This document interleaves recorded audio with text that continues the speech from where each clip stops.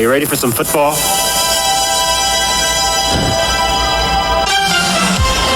The Dallas Cowboys are leaving their opponents blinded by the brilliance of their superstar performers. Emmitt Smith, Michael Irvin, and Troy Aikman are an offensive force found on no other team in football. He has been the Cowboys quarterback for the past 7 years. Troy Aikman has taken them to 2 Super Bowl titles, and now this season he is the NFL's leading passer. The Cowboys have won 7 of their first 8 games, and Aikman is having his best year ever. Michael Irvin has, for the past 5 seasons, been one of the NFL's most prolific receivers. With 58 receptions this year, he reached the midway point of 1995 as the NFL's leading pass receiver. Strong, fast, fearless, and confident, he is the NFL's prototype wide receiver. No man has gained more yardage carrying the football in the past 5 years than Emmitt Smith. He has won the league's rushing title in 3 of the past 4 seasons, and this year he leads the league with a rushing total that could approach the magical 2,000 yards by season's end. The Pro Football Hall of Fame awaits Emmitt Smith. Coaching these 3 stars and the rest of the Dallas Cowboys is a job to be savored, according to Barry Switzer. I refer to those 3, Michael, Troy, and Emmitt, as the triplets, and they are 3 outstanding players. I wouldn't want to coach any other players at those positions than those 3 players. They're exceptional, great leaders, great competitors. They are what makes the Dallas Cowboy offense go. 3 league-leading performers, but their sights are on the Cowboys' team goal, a return to Super Bowl glory. The Philadelphia Eagles face the division-leading Dallas Cowboys on ABC's Monday Night Football.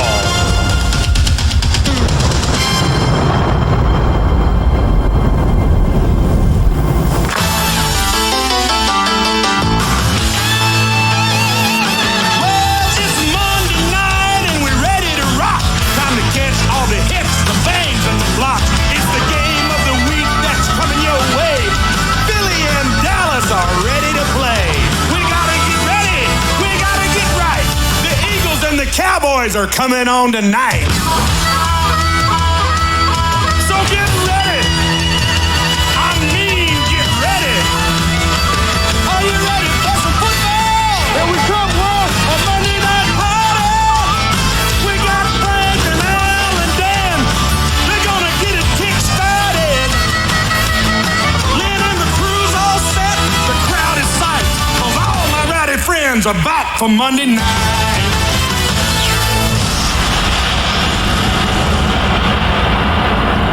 The skyline of Dallas, Texas, and Texas Stadium west of Dallas by about 8 miles. A capacity crowd tonight, always here lately at Texas Stadium, 60,000 plus. Good NFC East matchup. The Dallas Cowboys taking on the Philadelphia Eagles on Monday Night Football. Hello again, everyone. Frank Gifford with Al Michaels and Dan Deerdorf. Happy you're with us. Good matchup tonight. Dallas coming in tonight 7-1. Philadelphia at 5-3. And Dallas, maybe the best football team ever put together here in Dallas by the Dallas Cowboys. They are on a big-time roll. They have great talent. They are a healthy football team. All the distractions off the field doesn't seem to bother them on the field at all. I mean, lawsuits, suspensions, none of it seems to affect them. Meanwhile, Philadelphia on a pretty good roll. They won their last 4 games under rookie head coach Ray Rhodes. And as they come into tonight's game out, they don't have the roll call of great names, but they are playing some pretty tough football, particularly defensively.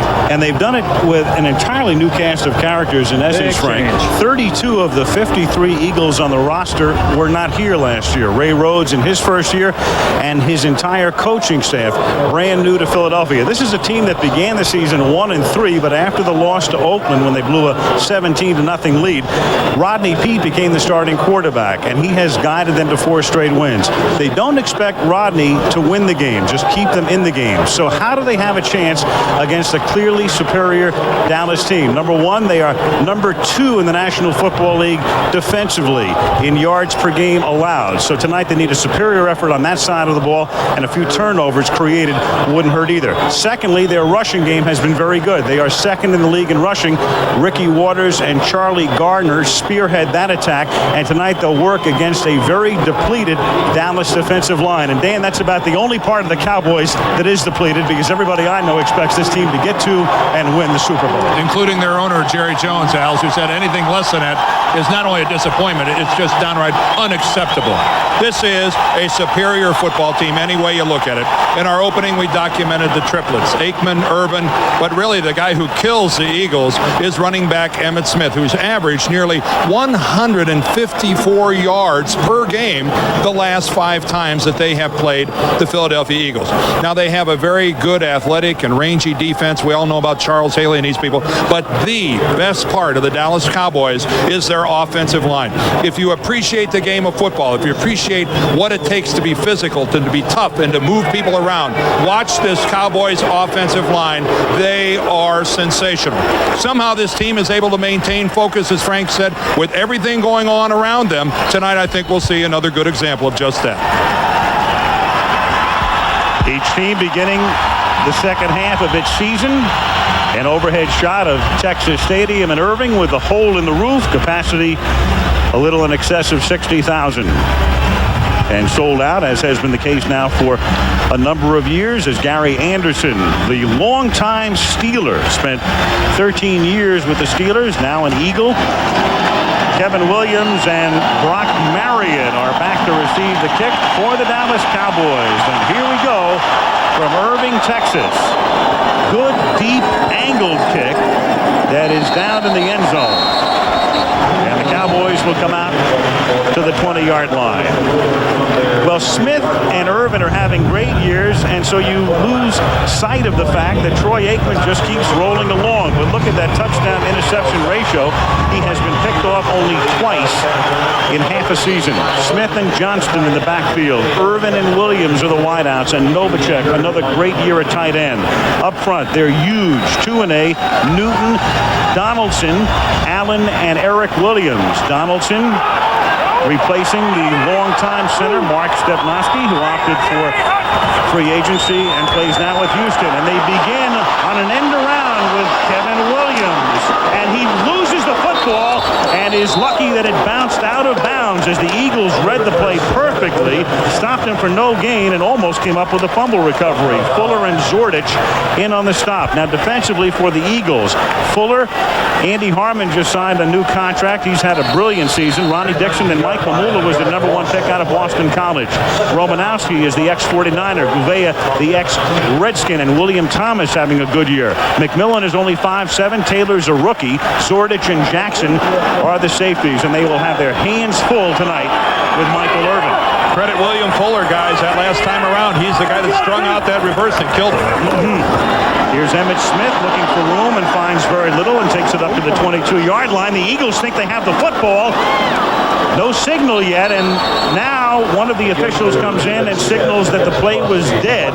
The ground created the fumble. Tom White is the referee. Oh, yeah. There's a discussion. Looks like Philadelphia football. Al, I didn't envy you having to make a call on that because nobody did anything. There was a whole lot of standing and staring by the officiating crew. It appeared as if one official came in and pointed to the ground as if to indicate the ground caused the fumble. The next thing you know, Mark McMillan, the cornerback, recovers it. William Thomas, he forces a lot of turnovers. Put it up. He had the hand in there. Very close. Ball was loose, but looked like the knee might have been down. So the Cowboys fumble on their first 2 plays, and here is Ricky Waters over the right side taking it to the 19-yard line. So can the Eagles, getting a huge early break, capitalize at the beginning of the game as Waters picks up 3. Robert Jones in on the stop. Another look at the fumble. At first, it looks like Emmitt Smith goes down. You would think he's down, but I think, look at him here. His knee does not touch the ground. And that ball, microscopically, looked like it came loose before his knee touched the ground. But, boy, that's really, really close. And it may have been Romanowski who got his hand in, and then it simply dropped as Rob Carpenter had it right at the numbers and couldn't hold on. It will be 3rd down and 6. Rob Carpenter playing for an injured Fred Barnett, the outstanding receiver. As we go back to Emmitt Smith. He's handled the ball so many times, and that is all in traffic. He seldom gets outside of traffic. He is not a fumbler by any stretch of the imagination. Started to say Fred Barnett has a pulled muscle, will not be in action tonight. Rob Carpenter, a former Jet, in there for him. That weakens the passing game for Philadelphia. They don't want to throw it anyway. They want to run it. 3rd down and 6. They have Garner in the game in the slot to the right. Waters in the backfield. He stays in the block. Rodney Peete throws to the corner of the end zone and incomplete. Great coverage on the play. Reggie Johnson, the intended receiver, and Darren Smith, who had been a holdout and just joined the team at outside linebacker last week, seeing his first action of 1995 covering. And he made a superb play on that, forcing the receiver to stay to the outside. It would have had to have been a perfect throw. Darren Smith with the good speed. All of these linebackers for Dallas, great speed. They're not big. None of them over 240, but they are fast. Now a 36-yard field goal attempt for Gary Anderson. Tom Hutton, who is the punter, does the holding. And the kick is good. Almost kicked a screwball. Started out to the right of the screen, came back and splits the uprights. So Philly cashes in on an early missed fumble and Bills lead 3-0.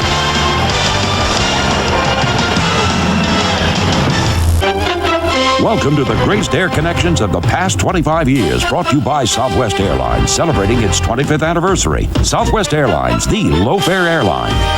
The Eagles' Randall Cunningham took flight in the Monday night skies, throwing for 311 yards and twice finding Calvin Williams in the end zone as Philadelphia soared past the Bears. Cunningham back, has time, he's looking, he's firing for the end zone.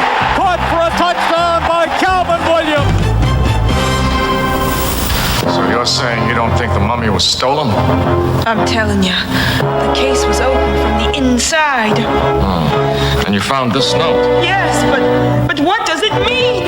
Southwest. Standing, those are tremendous numbers for Emmitt Smith, on his way to perhaps a 2,000-yard season, on his way to perhaps a new National Football League record for most touchdowns in a year with 14. Troy Aikman ready to take over again as the Cowboys trail 3-0. And Kevin Williams and Brock Marion drop back to receive Anderson's kick. His first kickoff resulted in a touchback. This one a little shorter, taken at the 6 by Kevin Williams.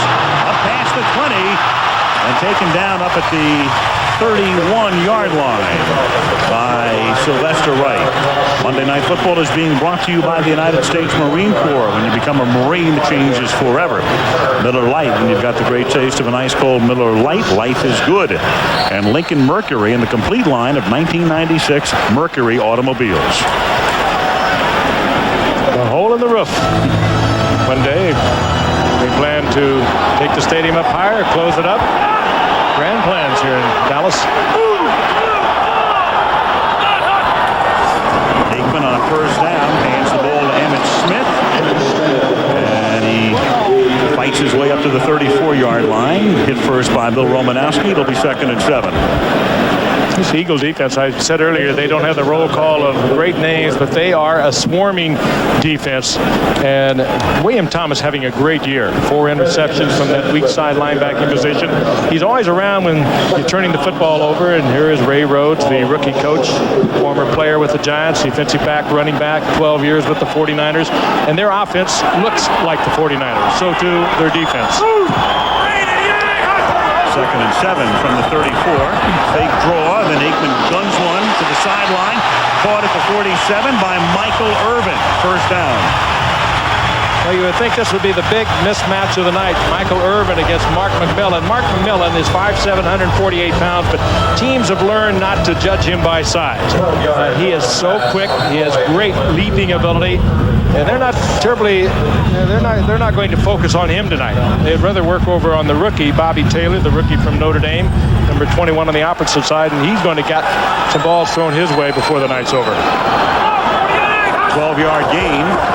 Emmitt Smith now, and great tackle by William Thomas, who's really coming into full flower now in his 5th year out of Texas A&M. He's just one of those players. He's not big, about 225 pounds, but he is quick, rangy, a great sense for the football. He seems to be always around it.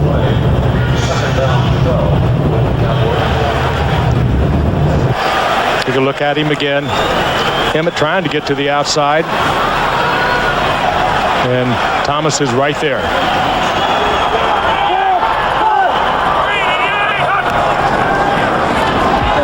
Second and 11. Aikman to the tight end, Novacek, and he takes it to the 39-yard line where he's tackled by Bill Romanowski. Michael Irvin, all the wide receivers, Kevin Williams, but this, Dan, is Troy Aikman's pacifier. When he needs some yardage, he goes to Novacek. Boy, and look where it starts. Did you see the look he gets downfield? No one in a green shirt anywhere around Troy Aikman. He gets a chance to survey the middle of the field, and Jay Novacek in the middle of the field will always be open. And when I say always, 9 times out of 10, Troy Aikman, if given the alley down the middle, will find number 84.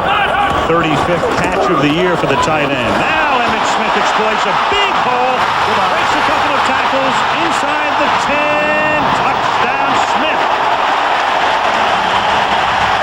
You know, it's like we're back at the Meadowlands. I'm going to say, opening day, Meadowlands. Only on the first drive, Emmitt Smith went about 60. This was a little shorter, but it looked very much like what we saw Emmitt Smith do to the Giants.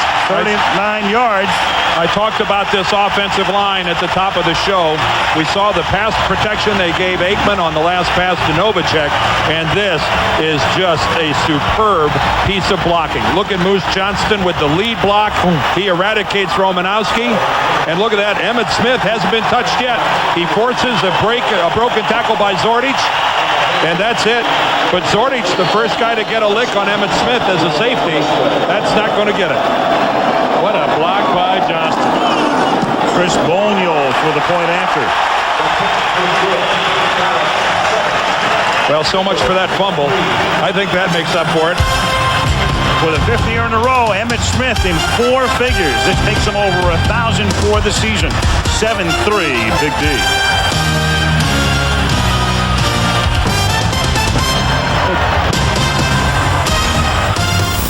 To Ohio State hosts Illinois, or Oregon invades Arizona. There's regional action Saturday on ABC's College Football. Well, life is good. Hard to dispute. There is the MVP of the first half of the 1995 season. And Kelvin Martin returns the kick off the foot of Boniol to the 23-yard line. David Lang makes the tackle. The key block is number 2. That's 73, Larry Allen, right in the middle. Look how he takes Andy Harmon, turns him all the way around, and by the time Harmon, number 91, able to react, it's all over. Even though Emmett appears to have had a blowout there, looks like he's got a hole in his pants. That doesn't slow him down a great deal on his way to the end zone. Here's Larry Allen quickly blossoming into one of the better offensive linemen in this league. He's getting it sewn up. Yep, he is. A little patchwork. Watch that needle. Don't. Yeah. First down to the 23-yard line as Pete gives the ball to Ricky Waters, and Waters picks up 3 up to the 26. I know Emmett's a tough guy, but nobody's that tough. Yeah. Chad Hennings makes the tackle. Let's take a look at the Philadelphia lineup now with Rodney Peete making his 5th consecutive start. Played here last year backing up Aikman. Before that, 5 years in Detroit. Waters, the ex-49er, the rookie McCreary is the fullback. Carpenter and Williams, the wideouts, with Barnett inactive. West is the tight end. Brooks, a rookie. McIntyre, the ex-49er. McKenzie, the ex-Redskin. Panos and Anton Davis, a former #1 draft choice. Brooks at left tackle out of Kansas State. They have Garner and Waters in the backfield together, and Ricky runs right into Dixon Edwards.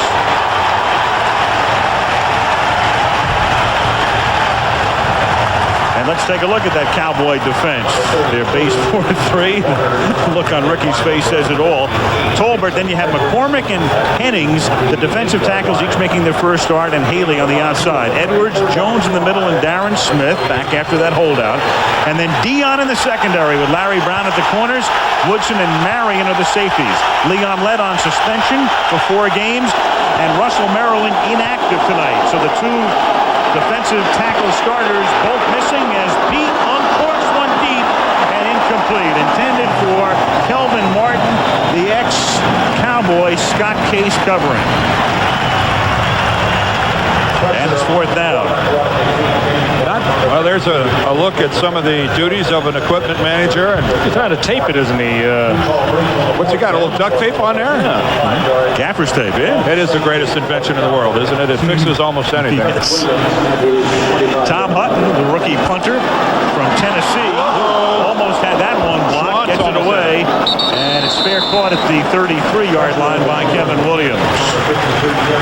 39-yard punt. Jim Schwantz nearly blocked it. But the Cowboys get it back. 9:04 left in the first quarter as Schwantz came that close. Dallas up by 4.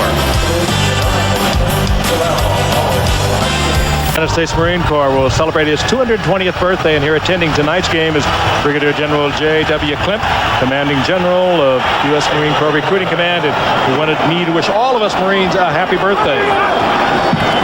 Dallas Cowboys at the 33-yard line. Aikman has it knocked down. It was deflected by Ronnie Dixon, the defensive tackle. Second down. Looks like Dixon had a chance to catch that thing. Let's take a look at this from right here. That baby is headed right at Dixon. If it's got an awful lot on it, being that close to the quarterback, but that could have backfired on the Cowboys. Well, he's been a big part of the emergence of this Philadelphia defense. Was out of football a year ago. Well, he has really come on for Philadelphia. When he was out of football, Frank, he was driving a cement truck. Second and 10, and there's a cement truck going right through the middle of the Philadelphia line for a first down as Smith takes it up to the 46. Bobby Taylor, the rookie corner from Notre Dame, stops him after a 13-yard gain for the great Emmitt Smith. That is awesome what's going on in the middle of that line. And Dan, you've been there. I never have run behind in this sort of thing. Well, look at this. Is awesome. It's Larry Allen down blocking. It's Eric Williams pushing him to the outside, and then Nate Newton coming around the back block by Ray Donaldson. And there's one of the guys that the Eagles missed, Red Hall. Really had a serious injury in training camp with blood clots in his lungs. Nearly a life-threatening deal, and who knows when he's going to return to the Eagle lineup. But this offensive line, it's not just a question of victimizing the Eagles up front. They've been doing it to a lot of people for a long time. The average weight is, 319 pounds, and across the front of that line, the Eagles are giving up almost 50 pounds per man. And this is a very active 319 average line. They're not just a bunch of blobs. Emmitt Smith, and he has exploited that line and what they've done to that tune against the Philadelphia Eagles. He has destroyed the Eagles through the years. And that is caught by Novacek at the 43, and that's enough for a first down. They needed 13 and got 14. First down, Zordich makes the tackle. You look at Jay Novacek, and he's caught almost 400 or 500 passes, and you think of Chris Carter up in Minnesota, and both of them used to be Cardinals, played for Buddy. Somehow they got away, and they've done pretty good. Well, Carter played for Buddy right here in Philadelphia with this outfit here, but Jay certainly was with the St. Louis Cardinals and then Arizona before he was let go in Plan B. And it's a great lesson for, regardless of the sport, if somebody doesn't think you're good enough, that doesn't mean you're not good enough. Guns it to Irvin. That's a first down. The amazing thing is McMillan makes a tackle about the Cowboys is you know what they're going to do. You know Troy's going to throw. You know Michael's going to make the catch, and Novacek occasionally. You know Emmett's going to run. How do you stop him, though? Well, it's so diversified. That is the thing. I mean, they got Irving on one side. They got Kevin Williams, maybe the fastest of the Cowboys wide receivers. They can do anything, anywhere they want to do it. This is Irving just on a drive. You got to respect him going deep because he can do that. McMillan did. He reacts quickly, but so what? Al, your question is well posed, but you know what? People knew the Green Bay Packers were going to run that sweep with Thurston and Kramer. They knew that the Steelers were going to run the trap to Franco Harris. Knowing it and stopping it are two different things. Play fake, pass, and it's lost by Irvin and picked off by Bobby Taylor. And Taylor up past the 20, skirting the sidelines and out of bounds. And I guess that's how you stop him. You hope you get a fumble. Second turnover now for Philadelphia. McMillan is the guy who stripped it. He was covering on the play, and Bobby Taylor comes up with the football. At least McMillan got the arm in as Michael looks at the replay, and we will too. Did that ball ever even hit the ground? I don't think it even touched the ground, did it? If it did, it was awfully quick. Barry Switzer wants to know as well. Well, I think this look ought to tell us. Remember we talked about McMillan, how he could react so quickly to the ball. For a moment, Irvin was open. That ball reacted to it so quickly. That's actually going to be an interception because Michael Irvin never had possession of that football. Won't they score that as an interception? They do. First of his career for Taylor from the 35-yard line now. This is Garner, and apparently the play was whistled dead before its inception, and nobody in the joint knew it except the players. And he held up the peace flag before he was buried out there. Prior to the snap, false start, number 78, 5 yards, first down. Anton Davis, the right tackle. Another look now at the pick. Again, Irvin was there. He was open, and McMillan just reacted. The ball does not even come close to hitting the ground. That's an interception all the way. You really got to give McMillan credit. He pulled the left arm of Michael Irvin down, prohibiting his catching it. Now on 1st and 15, the catch is made by the tight end, Ed West. That's a gain of 6. It'll be 2nd and 9. Tackled by Edwards. I think we really got to give a lot of credit to Mark McMillan here. Let's watch his play on Michael Irvin and watch how he's going to pull Irvin's left arm down. See, Michael wants to pull that ball in, but he can't. He's got a hold of his left arm, takes it away from him. That's a catch all the way, except for the really nice job by Mark McMillan of handicapping Michael Irvin and his ability to catch it. 2nd down and 9, and Garner starts to stumble as he takes the hand off and gets up to the 38.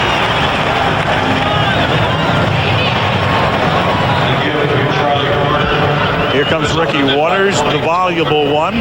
Ricky very emotional, very high-strung, somewhat petulant. The team has won 4 in a row, and Ricky last week, after the 4th consecutive win, started screaming at John Gruden, the offensive coordinator, after the game about not getting the ball enough. 3rd and 7. Pete, incomplete. Good coverage. Nothing but white shirts. The closest receiver was Kelvin Martin. And Randall sits and waits. Cunningham backing up. Pete, as Ray Rhodes made the move after the Oakland game.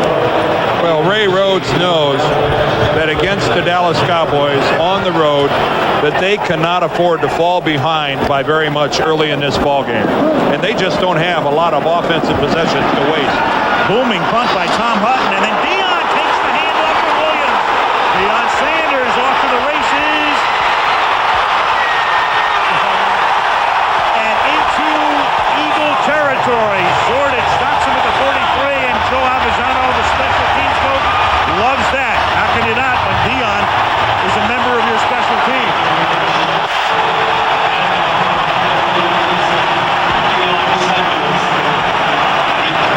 Flair for the dramatic. You ever seen $13 million running with a football?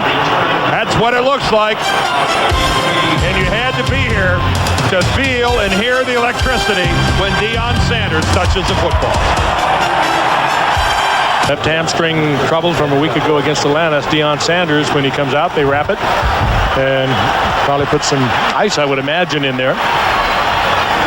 He took it back to the 42-yard line, and Aikman with that deep drop. They set up the screen to Moose Johnston. A flag goes down.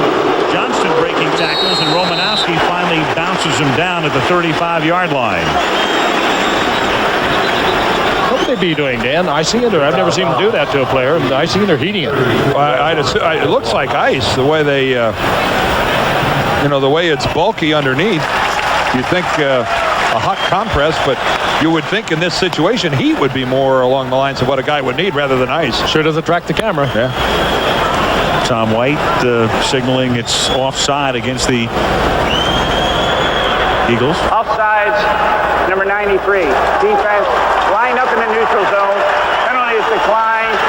2nd down. 2nd and 2. And let's get a word from Lynn Swan. Lynn? Well, Al, Dan, and Frank, the wrap that Deion puts on every time he comes to the sideline is a heat wrap. He has been doing it since the beginning of the ball game because that left hamstring is tender. And then when the defense comes back out in the field, he just takes it right off. But, Dan, it is a heat wrap. It is definitely not ice. Yep. That makes a lot more sense. Ice is what you use after you're injured. Keep the swelling down. Heat definitely keeps it loose. But it's Dion. You never know. Well, I got to tell you something. I don't have a lot of experience. I never had a pulled muscle in my life. I never had one that tight. These guys are wound a little tighter than I was. Deion Sanders taking a breather, though he could play, obviously, offensively tonight, as he did last week. What Barry told us, he'd like to get him about 12 snaps or so offensively tonight. Emmett Smith just picked up a first down on a 2nd and short to the 30-yard line, and Emmett carries it again. A little hurdle job there. Flag comes in. For the moment, a 4-yard pickup. Tackle made by Bobby Taylor. Let's see about the call. Tom White, the referee. Bobby Taylor in the offensive holding area where you usually see the laundry. Ray Rhodes' first year, Barry Switzer in his second. Rhodes, a longtime assistant in San Francisco. Ray with 5 Super Bowl rings. Holding, center, 10 yards, first down. That's Ray Donaldson. Oh, now you see now, Al. Here he got away with not being named by the referee, and you have to. The guy got the break of a lifetime, and you have to go ahead and name him. We cover the globe. We want to recognize Ray in his 16th year in the league. The poor guy's only been in 1 postseason game. Well, Kenny Wolf, our producer, is telling us that Ray Donaldson did nothing at all. That he's a victim here. 1st and 20. And Kevin Williams can't make the catch there. We're just part of the witness protection program in that case. Well, I hate to see a guy wrongly accused here. Tom White, the referee, said the center did it. Let's find out. The center is right in front of number 8, number 53, Ray Donaldson. Oh, nothing wrong with that. Well, Larry Allen might have made a little tackle there. Oh, Ray, blameless in this. Blameless. I'm suspecting that it might have been Larry Allen, the right guard, who actually drew the fall. Who was pulling and looked like a center on the play. Darryl Johnston is split to the left. The Moose is flanked out wide. Aikman looks the other way, and he hits Williams, and he's tackled at the 31-yard line by Bobby Taylor. Williams gets about half of it back, so it'll be 3rd down and about ball almost to the original line of scrimmage. 3rd and 11 with 2:50 to go in the opening quarter. The Dallas Cowboys on top 7-3. And very fortunate for the Eagles at this point that it is just 7-3. That interception cleared down at the 1-yard line when it hopped from Michael Irvin right into the arms of Bobby Taylor. 3 wide receivers and almost forced a single coverage on Michael Irvin. This is a stand the Eagles very much need to make right here. Dallas's first 3rd down play of the night, and it comes up short as Emmitt Smith makes the catch at the 25-yard line. It'll be 4th and 5 and set up about a 43-yard field goal attempt for Chris Boniol.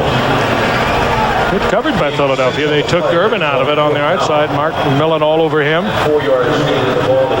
Troy had to go underneath to Emmitt Smith, hoping for the run and the first down. And they'll settle for a 3-point attempt. 42-yard attempt. Gene Novacek kneeling, and he'll set it down at the 32-yard line. Boniol tries to extend Dallas's advantage to 7. And Chris Boniol bangs it through.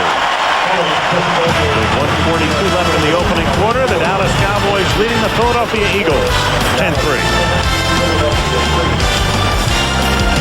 Texas Stadium in Irving, longtime home of the Dallas Cowboys. And the Dallas Cowboys on top by a score of 10-3. Kansas City has the best record in the league at the moment, 8-1. Dallas would match that with a win here against the Eagles. Chris Boniol sends it skyward, and it's taken in at the 3-yard line by Charlie Garner. Up past the 20-yard line, and he gets wrestled down by Brock Barry, and then 2 flags are down back at the 17.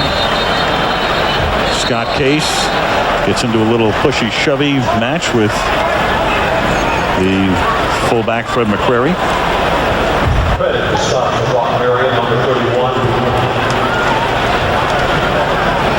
Rodney Peete coming out to take over here, and he'll take over a little bit back toward his goal line because the call is against the Philadelphia Eagles. Well, Rodney and the Eagles offensively have gotten nothing done so far, and this doesn't help. Illegal block during the return. 10 yards. First down. That was a good effort by Charlie Garner to make something happen and give his Eagle offensive team some decent field position, but here they go all the way back now down around their 8 or 9 yard line. Tom White is in the witness protection program. He's not announcing the penalty on any individual. Look at the domination in total yards. Philadelphia's field goal, a result of an Emmitt Smith fumble on their first series, on Dallas's first series, and the subsequent three-pointer. Pete throws, and the catch is made by Calvin Williams, and that's a first down up to the 28-yard line. Rodney Pete, first year with Philadelphia. Over the summer, he got married, and those of you who watch ABC on Friday night at 9:30 Eastern Time know all about this show. Put it in his office. We are tiptoeing around our own kitchen over a stupid little mug. Holly Robinson, one of the stars of Hanging with Mr. Cooper. Mrs. Rodney Pete. How come all the guys from USC marry women in showbiz? Just good taste. Rodney did go to USC, of course, and he played, he beat Troy Aikman with the Trojans. And Troy was with the UCLA Bruins twice. Of course, he was a quarterback here for the Dallas Cowboys a year ago, and prior to that, Detroit had some Achilles problems up there, and there's Troy Aikman, the UCLA alumnus. In the 89 draft, Aikman was the first guy chosen. Pete was the 141st guy chosen in the 6th round by Detroit. 2nd and 7. Deep drop, fake screen, and then he dumps it at the feet of Waters, incomplete. Oh, and that screen read all the way by Dallas. Of course, Rodney Pete, he got to go to Detroit and be a participant in one of the great quarterback derbies of all time. Rodney Pete, Andre Ware, and Eric Kramer, they was pick a number. It was round-robin rotation with Wayne Fonts calling a different number almost every week. But Rodney, more than anybody else, was the guy who... until he was hurt in 93. He was the main man. He was Wayne's choice.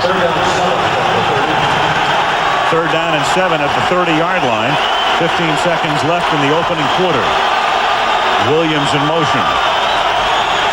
5-man rush. They blitz from the corner, and the pass is incomplete to the other side, intended for Rob Carpenter.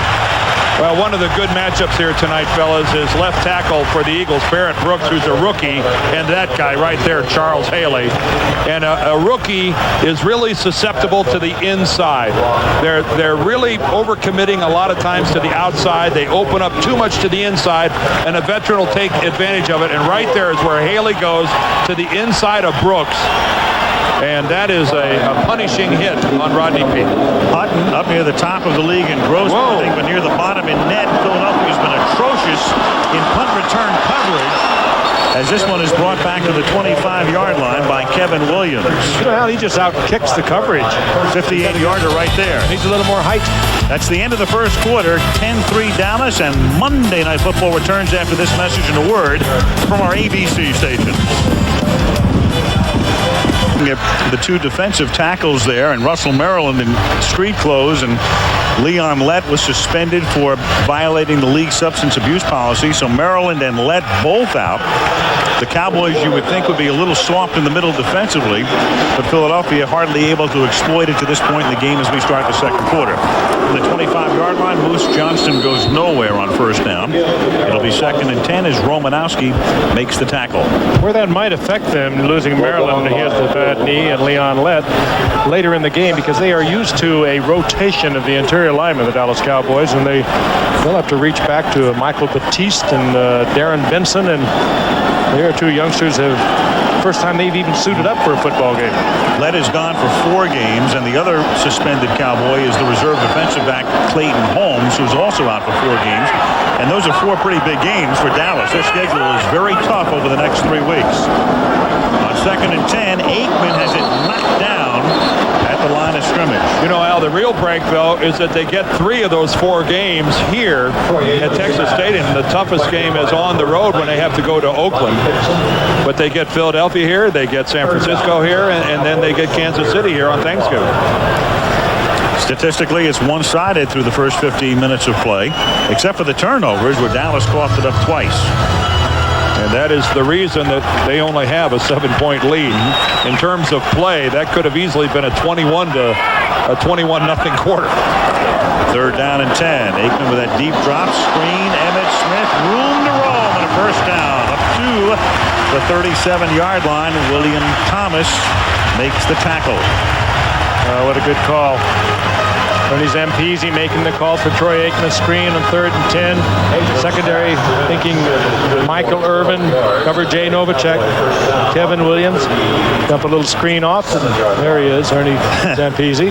Hasn't been reading up on his medical reports. Ooh, Eric Williams assisted off the field. Eric Williams, I think everybody knows his story about injured in the auto accident last year. He missed some action earlier this year, came back earlier than anybody thought. Ron Stone taking his place, but then he was bothered with a calf muscle pull. Missed the game about 3-4 weeks ago. We'll get a report on him as soon as we can. 1st and 10. The Eagle defensive line was shifting as the ball was snapped, and Kurt Gouveia makes the tackle. Emmitt Smith now in yards from scrimmage. That's rushing plus receiving combined over 10,000 yards with that prior reception. 35th player in the history of the league, and only 3 players in history reached that milestone level in fewer games than Emmitt.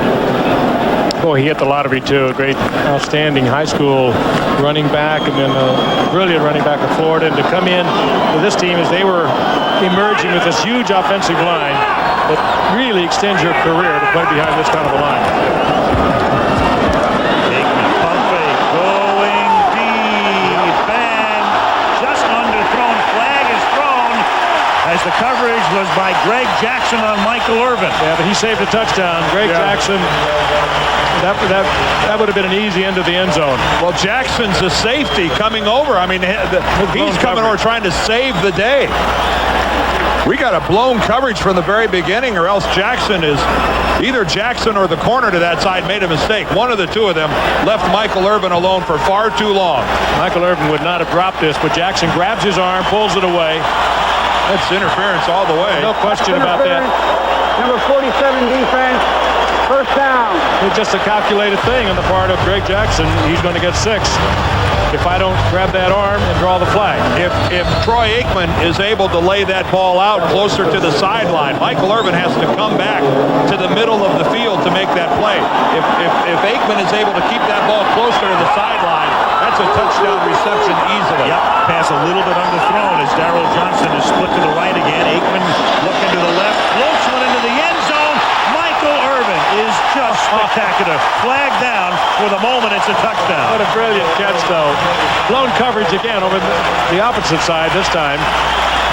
Line judge making the call. Offside. Number 96. Defense. Lined up in the neutral zone. Penalty is declined. Touchdown. What a brilliant catch. Again, Aikman a little off. He did not have to throw it that tight to the sideline, but Irvin saved it. Just lofted it up there. No one covering him. Well, watch the feet come down. Beautiful. Well, what are the Eagles doing here, Frank? Well, they've made a mistake on 2 consecutive plays. Yeah, well, that's not a very smart way to play the Dallas Cowboys. Bonio for the point after. Michael Irvin in his 8th year, and he just keeps getting better. Tough to beat the Dallas Cowboys if you play error-free football. Let these guys run loose. It's going to be a long plane flight back to Philadelphia if the Eagles don't fly straight. 3 ringside. Ringside? So which one is your cousin? Who knows? I can't see a thing. Guys, we could do better. Hey! Now, which one is your cousin? That one. Hey, Carlos. Great seats. When you've got the great taste of an ice cold Miller Lite. Hey, Carlos. Who's that? My brother. Life is good. Carlos. Dad. Great seats. Nobody's gonna. Martin Scorsese comes the motion picture event of the year. Robert De Niro. Don't you see what's at stake? Sharon Stone. I will go to the police! Joe Pesci.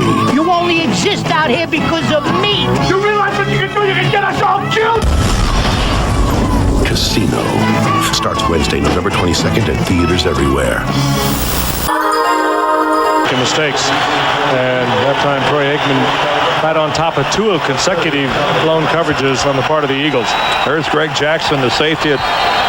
By our account and our look at it, looked like he had the deep outside on Michael Irvin on the first pass, but ended up in the interference call. And then the second time they leave Irvin wide open again. O'Neal kicks it down to Kelvin Martin. And Martin has spent 6 years here and then 2 in Seattle. Gets run out of bounds up at the 32. Michael Irvin with that reception at the end of a 75-yard drive that took just 2 minutes and 11 seconds. You know, Calvin Martin got paid a real compliment last night by Michael Irvin. I was asking Michael, where did you really learn to get off of the ball the way you can? Michael Irvin, one of the great releasers in the NFL as far as fighting, a hand check in that bump and run coverage. And he really credited Calvin Martin. Calvin Martin was already here in Dallas when Michael came as a rookie. He said, I learned an awful lot from that little guy about how to get off the ball. Now Rodney Peete to Charlie Garner. He picks up 3 and he's wrestled down by Darren Smith. Monday Night Football is being brought to you by the all-new Plymouth Voyager, the next generation of the minivan. Casino from Universal Pictures, starring Robert De Niro, Sharon Stone, and Joe Pesci, directed by Martin Scorsese. And Miller Lite, when you've got the great taste of an ice-cold Miller Lite, life is good. Could we get a cameo in Casino? Casino. Ernie Zampese probably already has one.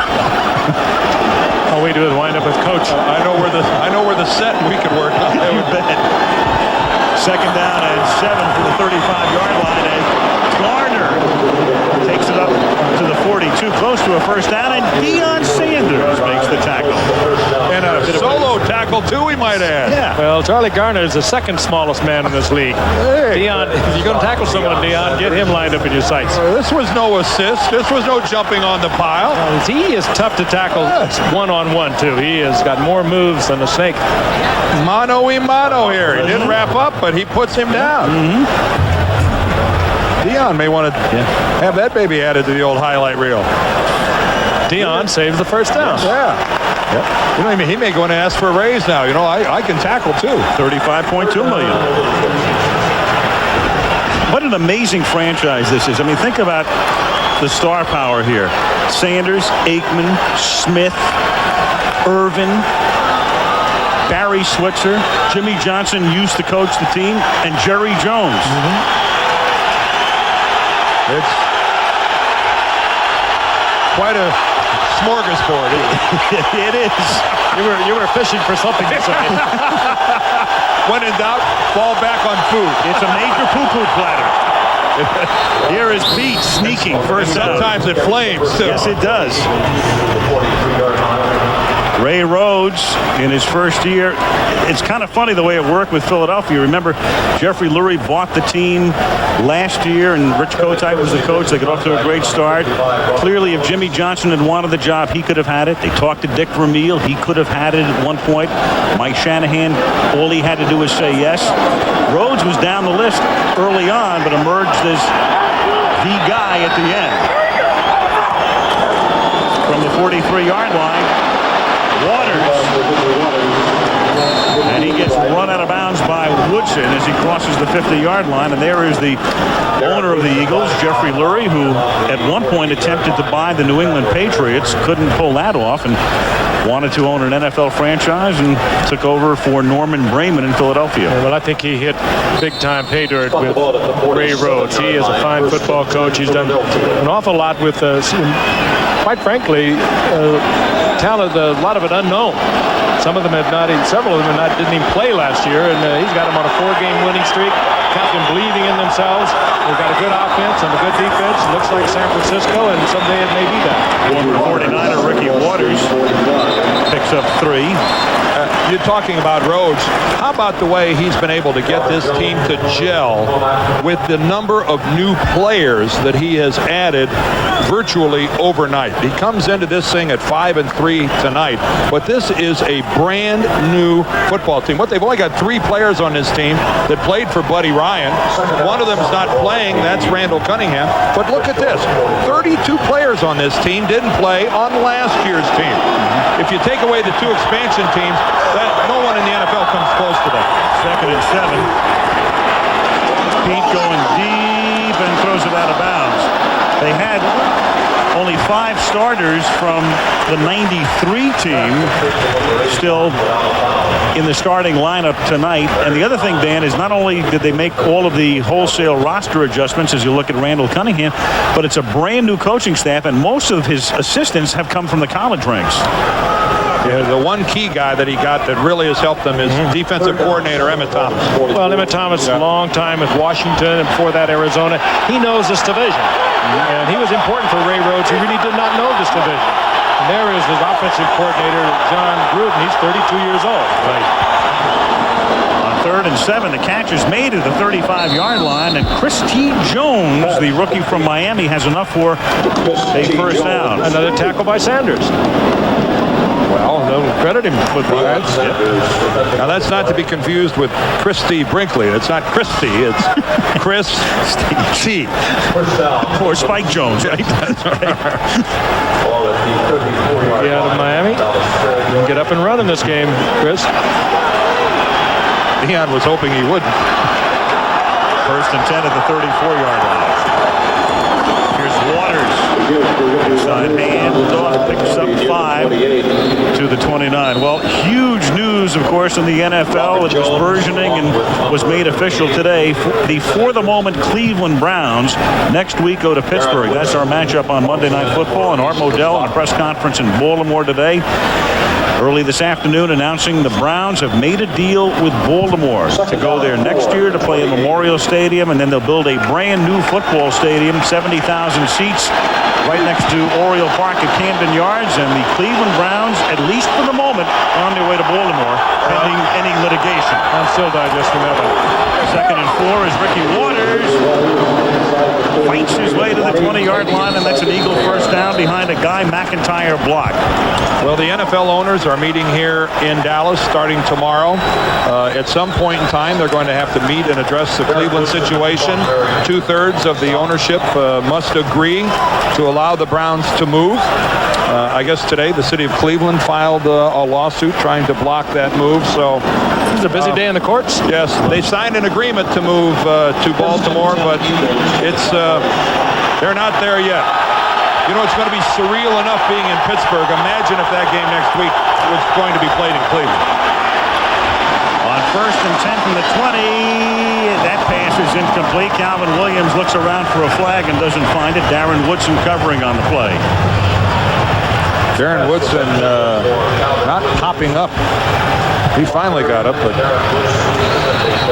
for a moment he was acting like he was hurt. There certainly was contact in the end zone, and Williams ends up on the ground. 31 is Brock Marion. Boy, and he comes in and jostles Williams pretty good. Ooh, that's dangerously close to interference. Had that ball been a little closer to the receiver, you might have seen a flag. It might have come into their consideration, Frank. You're right. Sure That ball was at the back of the end zone.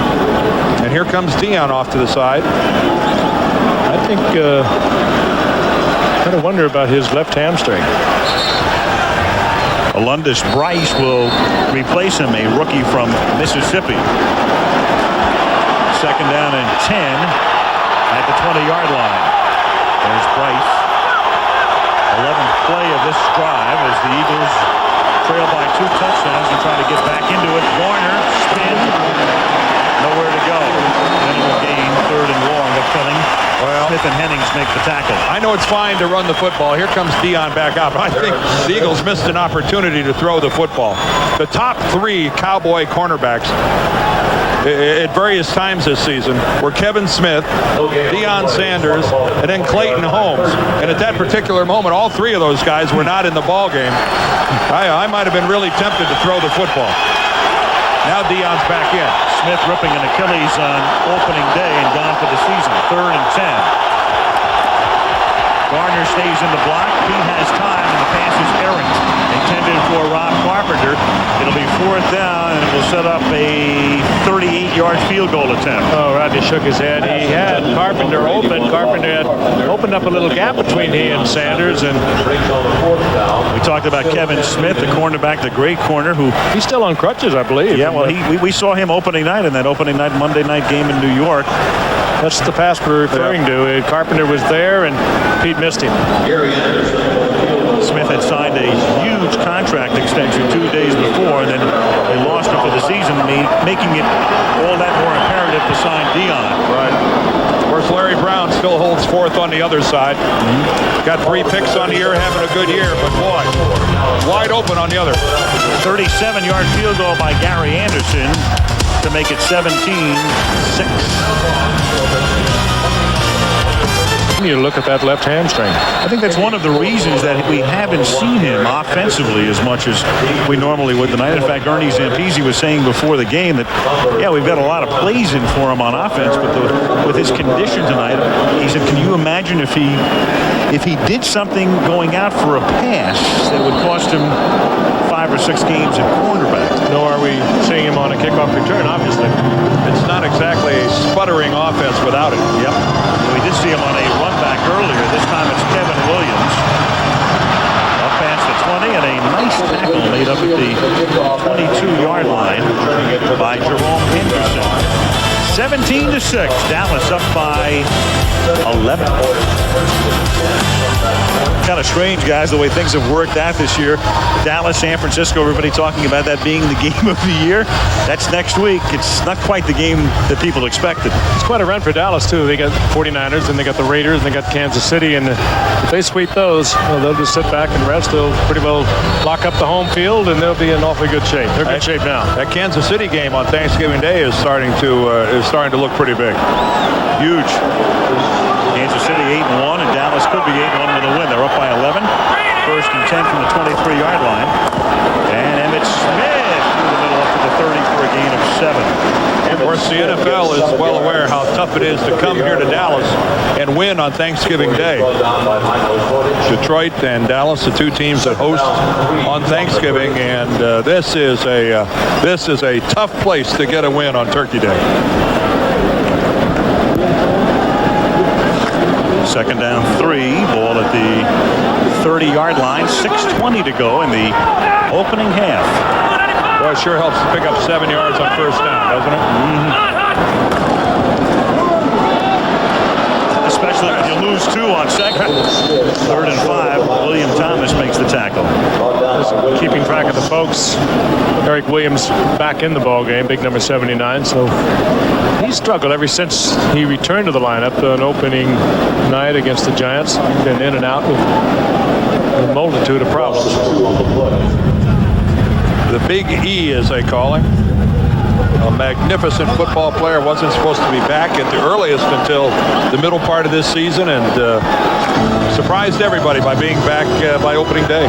Van Reeves say about the right side of the Cowboys line, there's darkness over there. Yes. These 2 guys are human eclipses. 3rd and 5. Aikman throws. Catch made. Michael Irvin knows exactly how much he needed. Picks it up at the 35-yard line. Mark McMillan with the coverage. Dan talked about the fact the owners' meeting takes place here in Dallas tomorrow and Wednesday. They'll talk about the Cleveland situation, of course. And Jerry Jones, always knowing a moment when he's in the spotlight, and Monday Night Football is clearly a spotlight, has filed a suit today. He announced earlier tonight a $750 million antitrust suit against the NFL, NFL Trust, and NFL Properties, a countersuit to the original suit filed by the NFL against him. Smith picks up 2. The NFL, you'll recall, filed a $300 million suit, and there is Jerry up in his box as the owner and general manager of the team. He was sued by the league for $300 million. He has filed suit against the league and the individual owners. The papers will be served to the owners tomorrow. What I think is very fascinating, though, is he sues every team except the Oakland Raiders and Al Davis individually. They are excluded from the suit. 2nd down and 8 from the 37-yard line. Smith picks up 3, but it's amazing how this team, despite every distraction imaginable, just keeps rolling on the field. Aren't you a little disappointed he didn't round it off to $1 billion? This is Jerry Jones. This is big stuff, you know. The thing I hate to see is that the NFL is a partnership. This is a partnership, and you hate to see partners have to settle their differences through the courts. It would really be preferable to see Jerry Jones, Al Davis, and the other 28 owners go behind closed doors and settle their business that way. I think everybody would prefer that. And that could well happen. 3rd and 5, and Emmitt Smith picks up 12 through the middle of the 48-yard line. By the way, Paul Tagliabue will be interviewed live at halftime, and Brent Musburger, I'm sure, will bring that subject up, and we'll get an update on that. But I guess with the suits and the counter suits and all of the rest, Mama, do let your babies grow up to be lawyers. Yeah, that's... Well... I think it's more than $10 to file a $750 million lawsuit. First and 10. Not the end of the world to let them grow up to be Cowboys either. This is a pretty well-paid group of buckaroos there right now. Emmett's picked up 82 yards already. Play fake. Aikman throws, and do we get a flag? Aikman got a shot. The flag is in the area where they usually call holding, and they do. It's against Dallas as McMillan covered on the play. Bill Romanowski. Let's see if we get an identification here. Nate Newton is getting up a little gimpily. Holding, number 79, 10 yards, first down. The Big E. That's E. Most of his work tonight is going against William Fuller, the former Pro Bowler from the Houston Oilers, who is came back last week after missing a couple of weeks with a pulled hamstring. Missed the better part of 4 games, Frank, and came back and just terrorized the St. Louis Rams last week. Whoa. They had all they wanted to see, and this is not a good sign for the Cowboys. Big Nate heads to the lumber. He's out. Derek Kennard is in at left guard, 1st and 20. Fake draw. And Michael Irvin makes the catch. It's almost unfair. McMillan stops him after a gain of 13. Well, it's just such a good read by this man, number 8. I mean, he picked up the single coverage by Mark McMillan. They're trying to help him the other side, and he just has such a good mind. And more than anything, we talked about it all night, he has so much time to look at a second read. He doesn't have to read the defense with the snap of the ball. He has time. That offensive line gives him all the help. Irvin, who's already scared the Eagles deep, takes it back to the sidelines. Easy stuff. 8-88. Eagles say that's enough of those crazy 8s. 2nd down and 7 at the 45-yard line. Smith picks up 2 and then gets wrestled back by William Thomas, setting up a 3rd down and 5 at the 43. William Thomas came into the game tonight with 4 interceptions. He took one of them back for a touchdown, and this guy has played a really fine first half of football.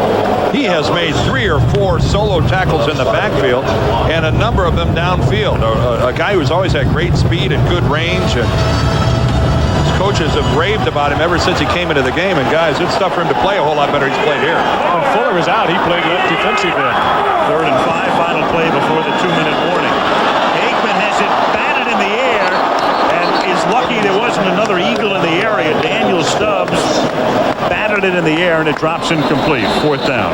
Kevin Johnson, the other defensive tackle, tried to lumber underneath it. Kevin goes about 300 plus. He just couldn't get there.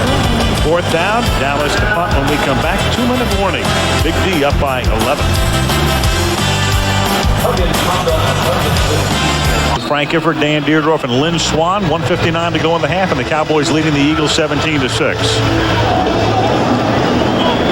Kelvin Martin back to receive the kick as John Jett gets set to boot for the Cowboys, their first punt of the evening. Line of scrimmage is the Philly 43.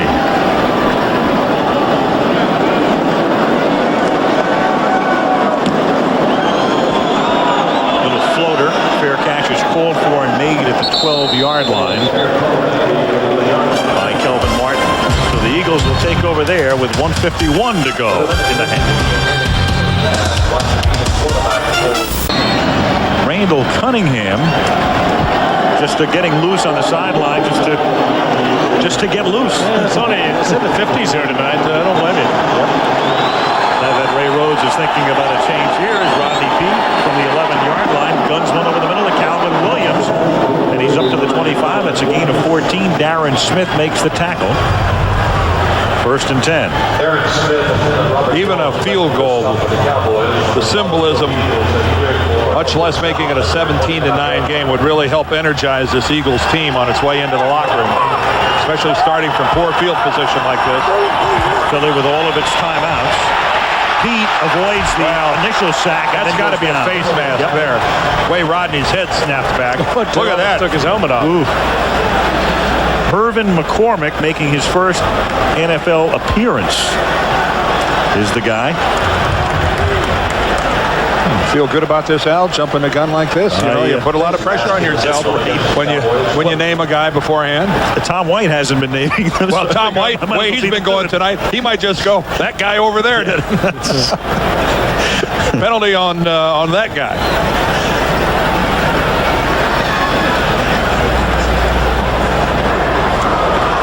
Personal foul, 15-yard face mask, number 99. The foul was behind the line of scrimmage, and the run ended behind the line of scrimmage. The penalty enforced from the end of the run behind the line, 15 yards, first down. Got the big one, 15. Well, the way that spins his hat around, that could hurt somebody. Oh, really big time. That is a 15-yarder. Up to the 38 with 1:18 and the clock ticking down. Peete takes off, and Darren Smith runs him down after a gain of 1, and the Eagles will spend their first timeout. Frank, you talked earlier about the athleticism of these Dallas linebackers. A good example. And speed. Darren Smith playing in on his second game this year. Runs Peete down. Scud lunching, end zone dancing, trench loving, matchup making. Don't call me slow. Over the top, turkey leg eating, high flying, steam rolling, hole closing, go-to guy dressed in mud kind of game. You want some of that? Bring your best game. Madden NFL 96, the ultimate judge on any of these home arenas. If it's in the game, EA Sports. It's in the game. 1:10 left in the half, and the Eagles with 2 timeouts. 2nd down and 9 for Philly at its own 39-yard line. Dallas up 17-6. Talked about how tough Dallas's schedule is upcoming with San Francisco here, then at Oakland and Kansas City. Eagles go back. Big game for them next Sunday night against Denver. Then the Giants at home and at Washington. Congrats to John Elway, who went over 40,000 yards along with Warren Moon. 2nd and 9. Peete has to take off again and slides to a stop up at the 48-yard line. And he's close to a first down. They put you where you went into the slide, not where you end up. Where you first touched the turf, and that wasn't enough to get the Eagle first down. 3rd and 1, and he seeks that one and gets it with that second thrust up to the 49, and now they take a timeout. So with 45 ticks left, they're at their own 49-yard line and 1 timeout left.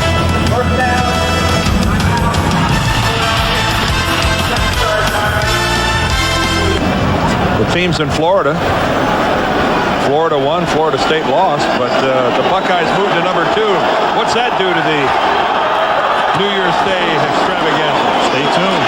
Whoa, stay tuned, all right. Darren Smith with a sack and a half. Yeah, they've missed Darren Smith. He has great quickness, athleticism. Cowboys don't blitz you that much, and you usually are not set and prepared for it, and that was rather obvious. Well, they had it back to that side, but he releases and goes out in coverage, and Smith is all alone. This play is dead. 2nd and 17 with 27 seconds on the clock and 1 timeout for Philly.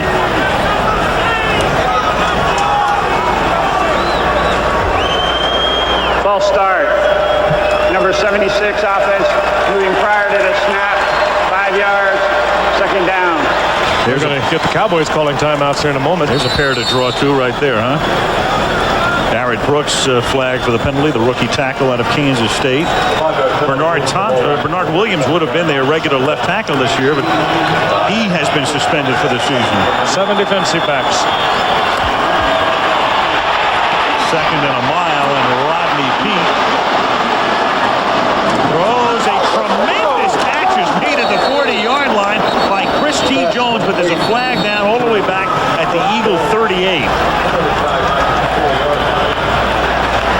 been roughing Rodney. No, ineligible man downfield. Rodney looked like he was going to run. One of his linemen picked it up, started moving downfield.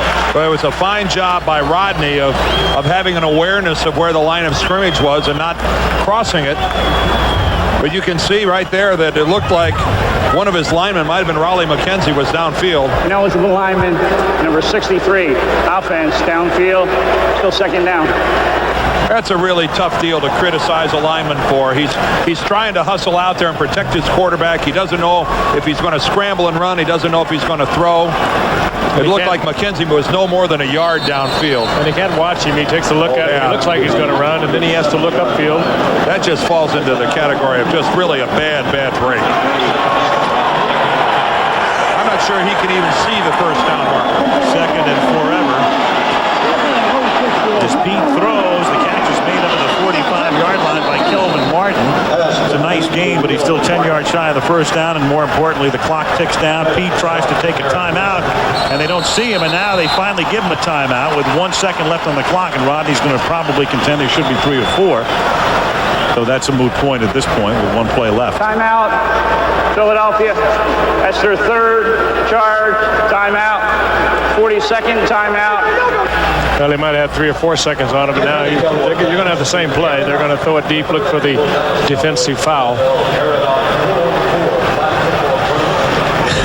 Barry Switzer. Well, we forget about Barry. Well, you can't. He deserves his share of the credit. He does. 3 seconds. Well, they're going to give him another 2 seconds, but Barry deserves his share of the credit for the way that he has this Cowboy team playing. He does it his way. He's a different kind of dude. He really is. Well, he's just shown that there are more ways to win than just the way that Jimmy Johnson did it. Well, we mentioned Brent Musburger. We'll talk to Paul Tagliabue clearly about the Cleveland-Baltimore situation and about the Jerry Jones lawsuit. I had a chance to visit last night with Michael Irvin at the very top of his game, coming up on our Lexus halftime report. 3rd down and 10, or 3rd down and 51 in effect from the 49-yard line. Pete launching it, looking for a tip, and instead it's Dion with the interception. And Dion was thinking about getting up and running it back 96 yards. And gets tackled back at the 1. That goes into the foul, though, as an interception. His first, isn't it? Yeah, it's his first as a Dallas Cowboy. So we're at the half. Cowboys lead 17-6. And back we come after this message from the NFL and a word from our ABC stations.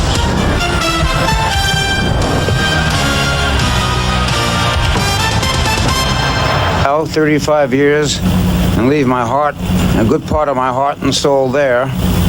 I can never forget the kindness of the people of Cleveland, the fans that supported the Browns for years. But frankly, it came down to a simple proposition. I had no choice. Like a thief in the night, our NFL franchise is being snatched from our community before we even had a chance to make our offer. Well, good evening, everyone. Earlier today, Cleveland owner Art Modell stunning the sports world when he announced that the Browns are leaving for Baltimore effective next season. Terms of the agreement are equally stunning. In addition to a $50 million relocation fee, which was reported earlier, it has now come in 30 years rent-free for the Browns in Baltimore, a new 70,000-seat stadium, tickets, parking, and concession revenue. Now, Peter King of Sports Illustrated is in that city, and he tells us something else is behind the move. Art Modell told me late today the Browns are $50 million in debt, $21 million of that coming in the last 2 years. That helped drive him to this stunning move. But why are Modell and 7 of his owner peers suddenly talking about moving to greener stadiums? The salary cap was supposed to bring equal spending to the NFL. But in 1994, the highest grossing team, Dallas, made $48 million more than the lowest, Cincinnati. And in 1995, the Cowboys plowed much of that cash into huge signing bonuses for players like Deion Sanders. The low-revenue teams can't play in Dallas's bonus league. That's what's driving teams to these huge stadium deals, Brent. All right, Peter, joining us live now from Dallas is NFL Commissioner Paul Tagliabue. Paul, first of all, thank you for being with us tonight. Let me start with the numbers that Peter King used. $50 million in debt for the Cleveland Browns. If that's true, how can owners like Modell and some of the others survive in the cities that they're now in, Commissioner? Well, I don't know about the numbers, but I think the key to survival in this environment is a first-class facility and rock-solid support locally. And having met with Mayor White last night of Cleveland, I know that's what he's trying to accomplish in Cleveland. But it's difficult, and that's the problem that we face today in professional sports, particularly the NFL. Commissioner, there are so many loyal fans in Cleveland. Would you tell them tonight that it's all over, that the Browns for certain are headed for Baltimore, or should they still hold out hope? I can't say that it's all over. I think that, in a sense, from the league's perspective, it's just beginning. We have our procedures. We have our policies. We don't want to see any team leave when there is support from rabid fans such as there is in Cleveland. Pete Rozelle didn't want to see the Colts leave when there was support from those rabid fans in Baltimore in 1984. So, in a sense, the quandary here is that we have two of those franchises that have been marked through history, two of those cities, Baltimore and Cleveland, where the fans have been so rabid they've been the envy of the whole sports world. That's our quandary, and that's what we're going to have to work through in the next 30 to 60 days before we reach a decision. Commissioner, this has been the most solid of leagues, outstanding television contract, but we look around the landscape. The Rams have moved to St. Louis. The Raiders have gone back to Oakland, so Los Angeles is without a team. Now the Browns are announcing. The Houston Oilers apparently are eyeing Nashville. Maybe Cincinnati will eye another city. It seems like we are into an era of franchise free agency. Your comment on that? Well, I think we're into an era that's more than franchise free agency. I think the same problems that are underlying this type of a team move are the same problems that caused the cancellation of the baseball season. They're the same problems that the NHL and the NBA were dealing with in their work stoppage situations. The costs are escalating. The player costs are escalating. The costs of facilities are escalating. There is a gap, as Peter King suggested, between the haves and the have-nots, which is being accelerated by people pulling out of NFL properties or trying to do so, and other things that split up our revenue share arrangements. Those are the problems we face in the NFL, and we have to deal with them. And Commissioner, that leads me right into the next question. This is not the best of days for you in the office because the Dallas Cowboys filed that $750 million antitrust lawsuit against the NFL today, claiming restraint of trade. Now, could this in any way be tied to Modell's announced move? He feels the Jones and the Cowboys will win this, and they're going to need more revenue to compete for players like Deion Sanders in the future. Well, I think that the attack on NFL properties, the attack on revenue sharing, is going to make it difficult for people to compete. I think the lawsuit is a sad comment on where Jerry Jones is. He's isolated from the other owners. There have been owners meeting with him in the last several weeks trying to convince him not to take this step. He's been unable to convince them that his vision of the future for NFL properties makes sense, so I guess he felt he had to take this step. Commissioner, one final question, just to clarify. There will be no league vote taken tomorrow on the Browns' announced move. That is in January. Is that correct? We're currently looking at a vote in January. If we can move it up a little bit, we'll do that. But I've told all the parties in Ohio, and I told Governor Clendening of Maryland today that we were probably looking at a vote in January so that our processes could be fair, deliberate, honest, and very thoughtful. Commissioner, thank you very much for being with us tonight. NFL Commissioner Paul Tagliabue. We will continue here on Monday Night Football on ABC in just a moment. Michael Irvin. Last night he had a conversation with our Al Michaels. What motivates you most now at this point in your career? Well, the bottom line right now is quite honestly winning championships. I've done it. You know, and I'm not sitting up here saying, hey, it's about the money. I've done it. But there's nothing like winning championships, man. There's nothing like the feeling, even if you do it one time in your life and you experience that once, just that moment, one time, where you walk in the locker room after a Super Bowl and you see 50 guys, and you look around and you look in everybody's eyes, job done, job well done, goal accomplished. That's quite a feeling. Man, that is quite a feeling. And for all the people that hadn't experienced, man, boy, they don't know what they're missing. At this moment in time, November of 1995, how do you feel you stack up with Jerry Rice in terms of talent? I think Jerry does exactly what their team need him to do, and I think he do it as good as anybody can do it. But I also think that I do exactly what this football team need me to do. There's some things I think Jerry does real great. I haven't seen a receiver go at a deep ball like Jerry Rice go at a deep ball, and I've seen a lot of fast guys. They're supposed to be much faster than Jerry. You never see him get overthrown. He goes at a deep ball better than anybody, but there's some things I think I do better than Jerry. I think I'm a better off-the-line player. When a guy presses me and bumping around on the line, I like to think that I'm a better player than that, and I think that's the way. When I look at it, I say, well, hey, there's some things that God blessed him with that he does better, but there's some things that God blessed me with that I do better. How important is it for you to spend your whole career with the Dallas Cowboys? I would hate, quite honestly, I would hate to wake up one day, go to a stadium, and put on another uniform besides the Dallas Cowboys because of what it stands for. I couldn't do it.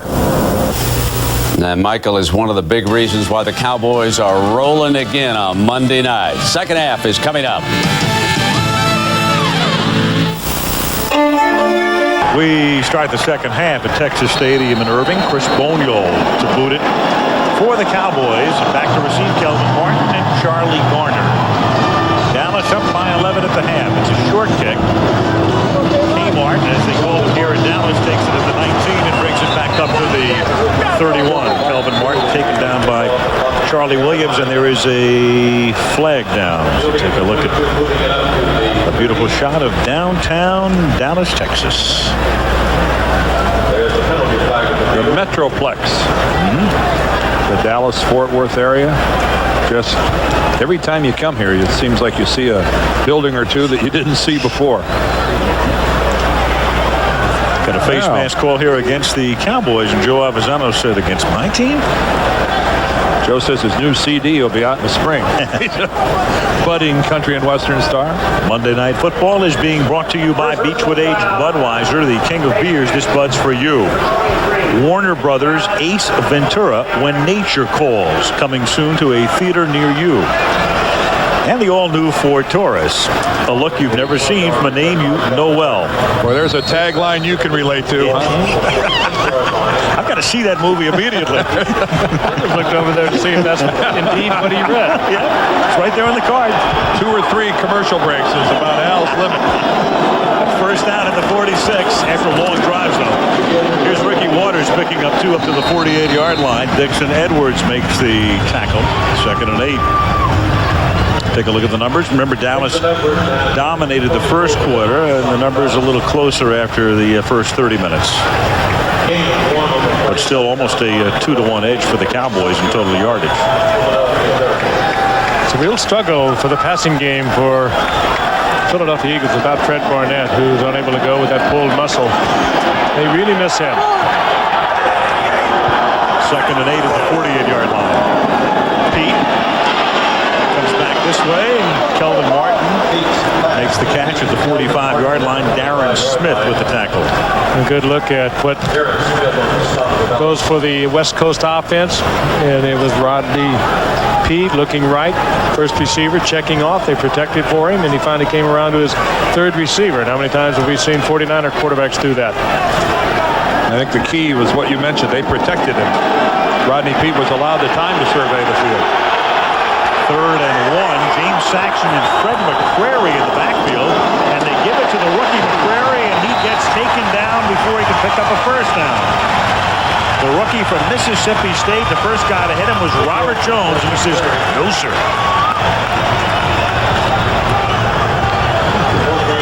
Decision time now for Ray Rhodes, and he's going to go for the first down. It's 4th down and a short yard at the 45-yard line. Either that or the long count. We've seen that happen on occasion, trying to draw them offside.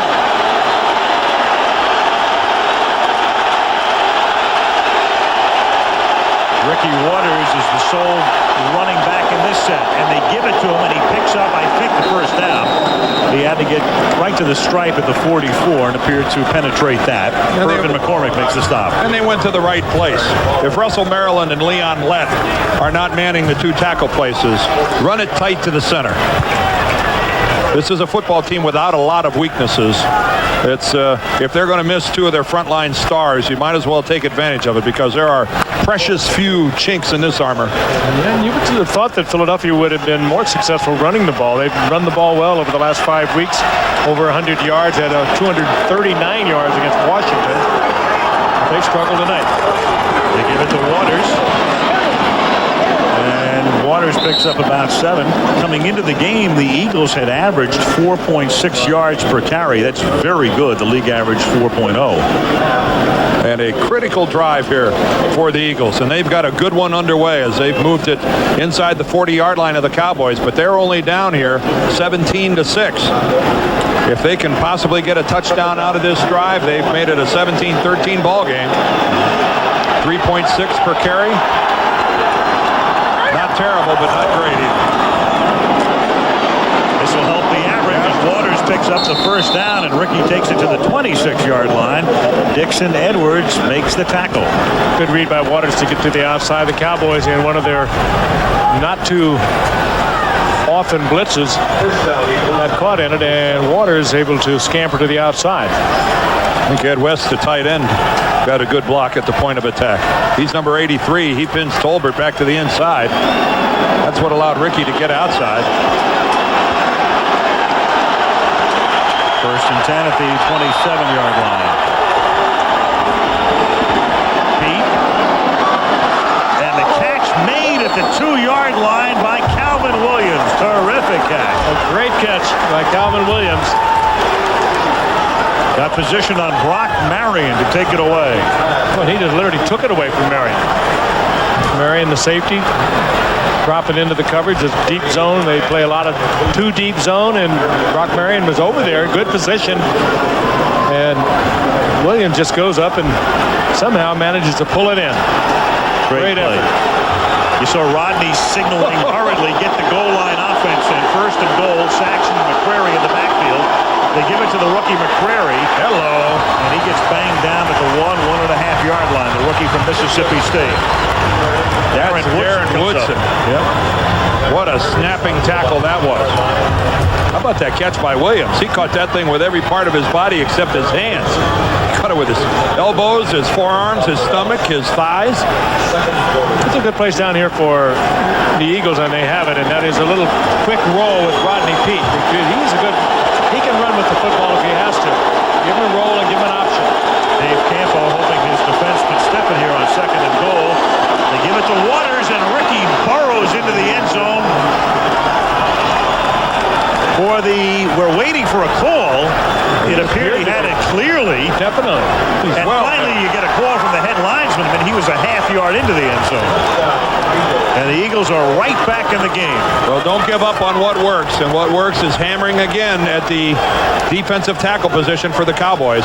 What a fine drive that was. They should think about going for 2 because it's a 5-point lead.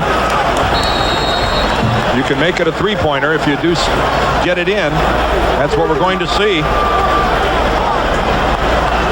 And they look over toward the bench, and they don't have the right people. Well, they're going to probably have to spend a timeout, and they do, because they don't have the right people in for the 2-point attempt. They'll get them in with 9:34 to go in the third.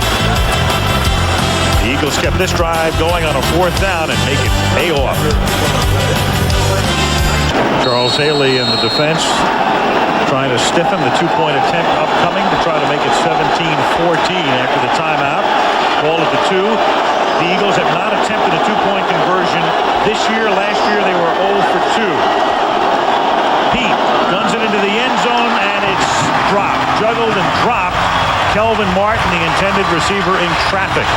So the conversion is not successful, and with 9:34 to go in the third, it's the Cowboys 17, the Eagles 12.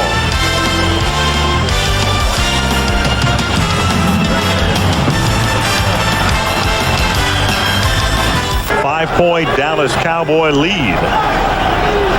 as the tandem of Irvin and Smith get ready to come back on the field. Dallas to receive the kick. Rodney Peete guiding the Eagles into the end zone with a 2-point conversion attempt. Not successful. 17-12 is the score. Gary Anderson sends it down into the arms of Kevin Williams at the 5-yard line. Up past the 20, the 30, finally chased out of bounds at the 35-yard line. Another look at that great catch on the prior drive by Williams. The touchdown catch, it was truly amazing. Brock Marion had great position on Kelvin Williams. Now he'll lose the ball right here. This is a good play.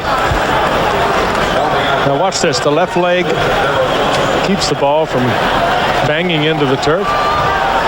And from that angle, it really did not look like the ball touched the ground. No. Looked like Calvin did a good job of really supporting it with his left leg.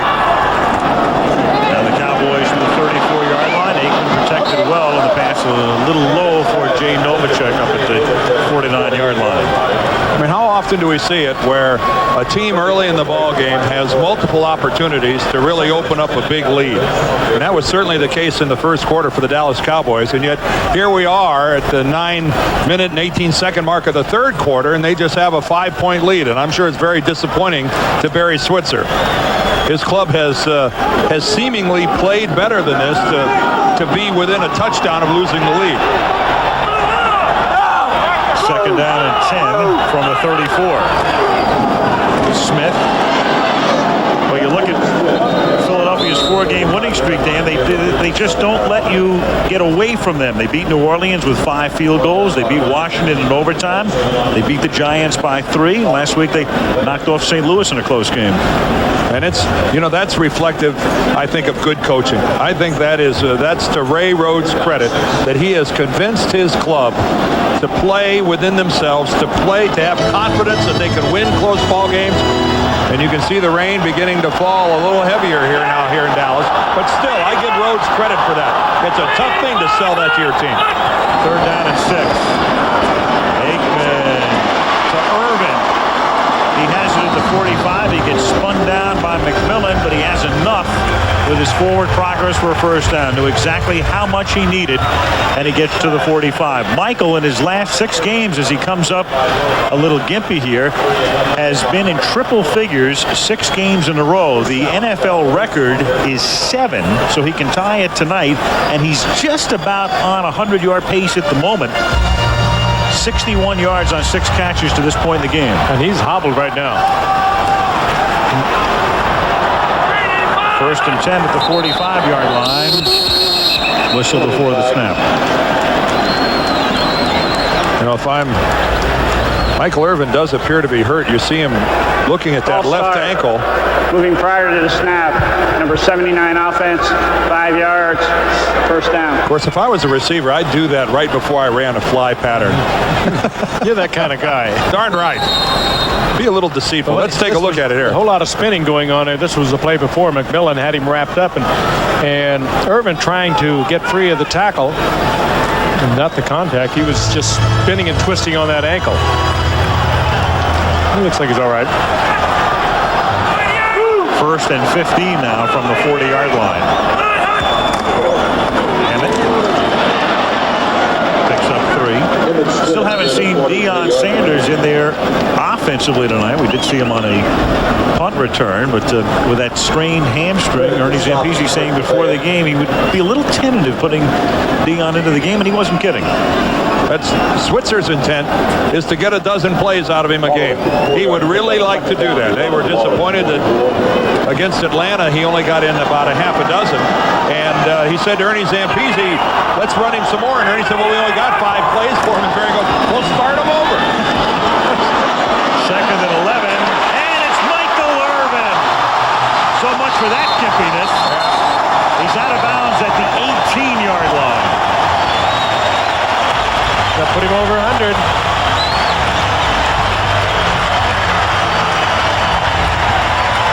Guess the ankle's all right. Looks a whole lot better, doesn't it? 38-yard gain, 99 yards for Michael tonight. Just credit that offensive line. Now this is the crossing pattern. Michael Irvin from the right side taking it deep down the middle. Aikman with all the time in the world, letting him uncover, and then laying it right in there. What a perfectly thrown pass. 1st and 10. Emmett to the 10-yard line. Tackled by Bobby Taylor. He does make some collisions. Well, this is a big cornerback now. Bobby Taylor's a rookie, but he's 6'3", 216 pounds. This is not your ordinary flyweight out there at the cornerback position. Now, this is a guy that'll come up and pop you. But he was a hitty then. Yeah, but he's still a man-sized player out there at corner. That's 100 yards on the ground for Emmitt Smith tonight.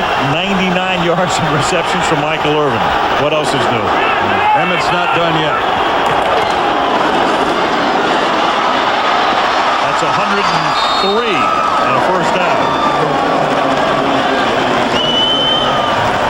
It'll be 1st and goal as Emmitt Smith takes it to the 7-yard line.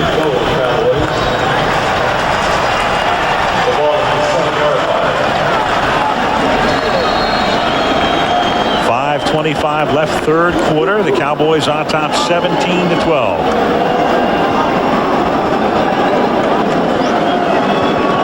This drive started at the Dallas 34.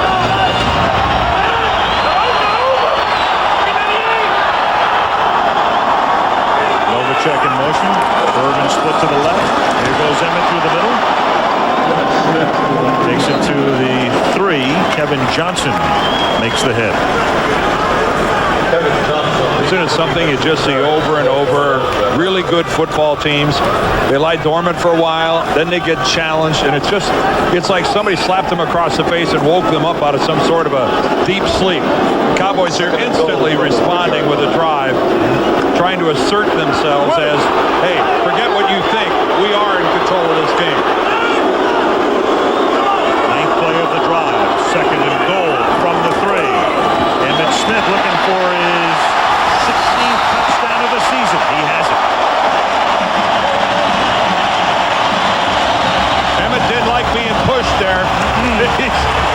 Yeah, I think he's just going back over to tell McMillan.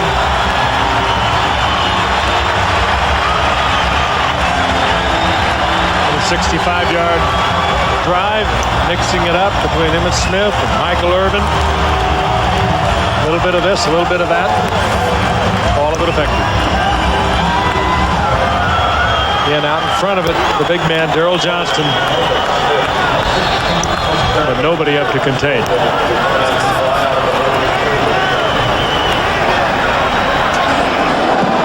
Bonio for the point after. The big 3. Aikman, Irvin, Smith. That is some trifecta. Triplet power. TP. As the second half of the season begins, the Dallas Cowboys trying to run their mark to 8-1 as Bonio sends it down to the 8-yard line. Kelvin Martin wrestled down up at the 20-yard line. Marion and his friends, and Robert Bailey in on the tackle as well. Cowboys up by a dozen. The downtown. It's one of the downtown buildings. Nations Bank Tower. Yeah, like you right off the tip of my tongue. 1st and 10. That's where I get my toasters. This is Garner picking up 4 up to the 24-yard line. 2nd and 6. You were here for the All-Star game, weren't you? That's right. The Texas Rangers hosted the All-Star game this summer at their beautiful new facility in Arlington. Everybody looking for a new facility these days, no matter what the sport is. Nice. That Cleveland deal, that's nothing short of astounding if the financial figures we keep hearing about what Baltimore gave Art Modell, just stunning numbers. Second down and 7 from the 24. Pete throws, and it's caught by Williams, a little short of the first down up at the 30-yard line. Speaking of the Browns, I noticed you called them the Browns instead of Cleveland. The Cleveland Browns, and stay tuned for that story, which will, I'm sure, continue on. Cleveland against Pittsburgh, which for years has been a fantastic rivalry. I think if this move got Dan and I off the hook, we had picked the Cleveland Browns to go to the Super Bowl, and we meant Baltimore. Right. Yeah, well, at least I had them playing Dallas, not the Giants. 3rd and 1. And Ricky Waters pulls his way to what he hopes is a first down, and as we widen out, he appears to have it. I wondered when you'd get around. Well, you did set yourself up for that. I certainly did.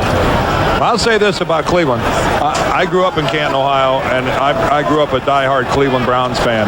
I feel for everyone in Northern Ohio. There are not better football fans anywhere in America than the Browns fans who have supported that team for decade upon decade. And I feel for every single one of you. I know how badly you hurt tonight. There's a real passion for the Cleveland Browns. First and 10 from the 31-yard line. Waters picks up 2. Dixon Edwards makes the stop. I have such great memories myself, Dan. I started playing there in 1952. I've played there for 12 years, every year, and some of the great games. Jimmy Brown, I think of some of those great players, the Dante Lavellis, Lenny Fords, Marion Motley, Otto Graham. Well, you're going to leave out somebody because they've had some great players. And going back for the first Monday Night Football game was in Cleveland. A lot of memories. 2nd and 8 up at the 33-yard line. Pete sacked by Haley. Sooner or later, Charles would be in charge. Well, you think of the impact player, you think of him, don't you, Dan? And we're watching a rookie earn his stripes under fire in Barrett Brooks, the left tackle. But Charles Haley, don't worry, Barrett.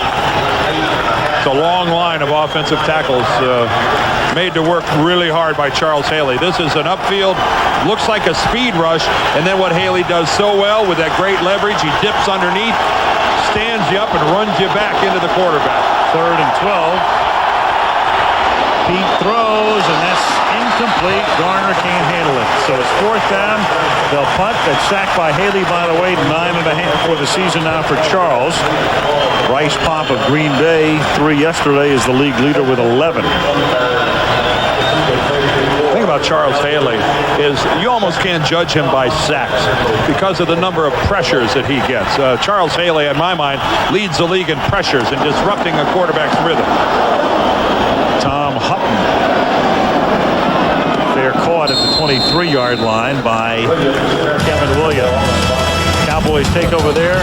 1:02 left in the 3rd quarter. 24-12 Dallas.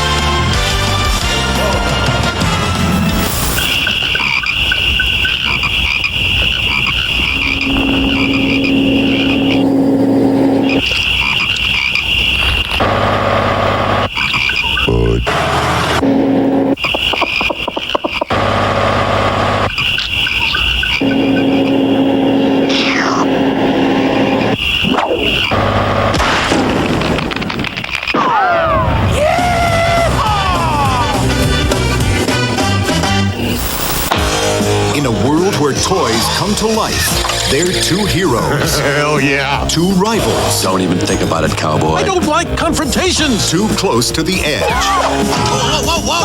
I've got dibs on his head. Now, to make it back home, they'll have to become 2 partners. This is no time to panic. This is the perfect time to panic. Buzz, will you get up here and give me a hand? Toy Story. Rated G. Starts Wednesday, November 22nd. I wish this could last all night. All night, all night, all night. Duracell. Oh, it can. And tomorrow night, and maybe the next night, and the following day. The Copper Top. No battery is stronger, longer. Now, you can save 25% off regular prices on some of Goodyear's most popular passenger performance and light truck tires. Everyday low prices start at only $19.99. Believe it. Just turn up at any participating Goodyear retailer. But hurry, this sale ends soon. Take a look at the numbers for the big three. Troy Aikman, a typical night, 14 of 20, averaging a little bit more than 8 yards a pass, 1 TD, and the interception off the Michael Irvin play where he had the ball and then lost it. Smith, 110 yards on the ground. Irvin, just a yard shy of 100. Typical night for the big threesome. First and 10, Dallas in the 24.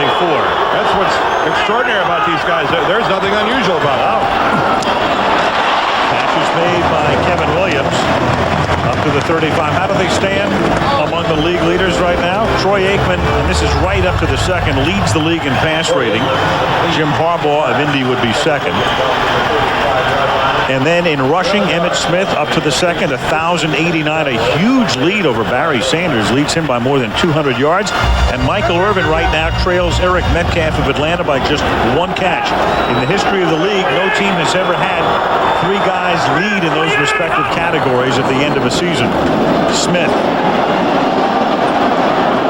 Just a little housekeeping, by the way. I think I had Bryce Pop before, still playing with Green Bay, which would be news to Buffalo. Green Bay would love to welcome him back. Right, having a great year. Would. Pop leading the league with the Bills now with 11 sacks. Look at Emmitt Smith, and we look down the road at the games that we have remaining on our Monday night schedule. Final game of the season, Christmas night. He could be going for that 2,000-yard mark. Cowboys leading by a score of 24-12 at the end of the third quarter. And Monday Night Football returns after this from our ABC stations. Emmy winners Faye Dunaway and Peter Falk play a game of seduction. Would you be very angry if I did that again? Columbo, it's all in the game Thursday. Suppose I were to offer you $1 million for one night with your wife. An impossible question, an unthinkable notion. But will she do it? Demi Moore, Robert Redford, the network premiere of Indecent Proposal, Sunday. Some IU students are taking tomorrow seriously. They are running for public office. Plus Bob's Election Day Storm Team 6 forecast after the Cowboys and Eagles on 6 News tonight. These guys are persistent. Well, they're no match for the world's first sport utility wagon. Oh, really? All-wheel drive Subaru Outback's got the ground clearance of an Explorer. More headroom than a Cherokee. And rides smooth as any car. Got any more of those tidbits? What, like more stability in a turn than a Chevy Blazer? Sure, that'll do. That's my Subaru Outback. The world's first sport utility wagon is made right here in Indiana. See your Subaru dealer today. WRTV's Home for the Holidays magazine could be your ticket to a Bahamas dream vacation for the Nassau Marriott and ATA. On ATA, you're on vacation. Look for this page in your magazine and enter now. Then listen to 107.9 WTPI Radio. We'll announce the winning name and number weekday mornings at 7:10. And be sure to watch RTV 6 News at 6 weeknights for another chance to win. Pick up a copy of Home for the Holidays at any participating Walgreens or Applebee's and keep it to redeem your prize. Protect your family from CO poisoning on the next 6 News at 5. Irving, Texas. Start the fourth quarter. Al Michaels with Frank Gifford, Dan Deerdorf, Lynn Swan. It's 24-12 Cowboys. Second down and 5. Dallas at its own 40-yard line as the fourth quarter commences with Aikman handing the ball to Emmitt Smith. A first down and a lot more into Philadelphia territory and a run out of bounds at the 44-yard line. And just domination at the line of scrimmage. You know, Frank, you talked about Emmitt on Christmas night, perhaps going for 2,000 yards if he keeps up this pace. The other record that's well within his sights right now is most touchdowns in a season. John Riggins holds that record, 24 in 1983 with Washington. Emmitt now has 16. Emmitt's going to, at this pace, he's going to break it handily. You think that Emmitt is either going to have a TD drought or get hurt to not really seriously challenge that record of Riggins. Interesting thing about Smith is that Emmitt has all of his touchdowns this year on the ground. Normally he picks up a couple through the air. He had 35 receptions. Well, look at this. Emmitt and Johnston both still on the ground. Coming in. Well, the last time we saw Emmitt, last year the last time we saw him on a Monday night game was the night He pulled a hamstring, and in his career, he has been incredibly durable. He's only missed one game because of an injury. He missed 2 others when he was holding out in '93. And the Cowboys. I don't know whether they bothered to call timeout. They just brought out the entire medical staff of North Dallas. If it's an injury timeout, they both have to come out of the game for a play. Well, Johnston for sure is heading to the sidelines. Emmett is showing no inclination to head for the. Let's watch this. Daryl Johnston is out in front. And Emmett comes down on top of Johnston. He actually lands right on the torso of Daryl. Yeah, I guess when you think about it, you just have to take one guy out of the game, even if 2 get hurt. That's right, only one of them. Timeout, yeah. Yeah. And they take Darrell out of the game. Emmett stays in at 2nd down and 8 at the 42-yard line. There goes Aikman, and he slides to a halt at the 35 as if he's going into second base. 3rd and 1. It's got to be frustrating for a defensive back to just stand there. You know that every atom in your body would like to lay a shot on that quarterback. And Michael Zordich had to just stand there and watch Aikman come up and slide right up to his feet. This is one of the reasons I think defensive players so resent the quarterback. Really? You're right. He's got every year they put in another rule for him. Put it back. The mentality of the defensive player is one thing. Let's get that sucker. He started this line at the 37. That's where they mark it 3rd down and 3 from that spot. Can Emmett pick up the 3? No, that's news. Oh, a nice play by Kurt Gouveia. He has been a huge addition here for this Eagle defensive team. Byron Evans no longer manning the middle for the Eagles, and Gouveia came over here from the Redskins, and boy, has he made a big, big addition. He has really solidified things in the middle here for the Eagles. He's a big pass defender for Washington for so many years, but he has been tough against the run here in Philadelphia. Every time those flames come up there, I think I'm watching The Wizard of Oz.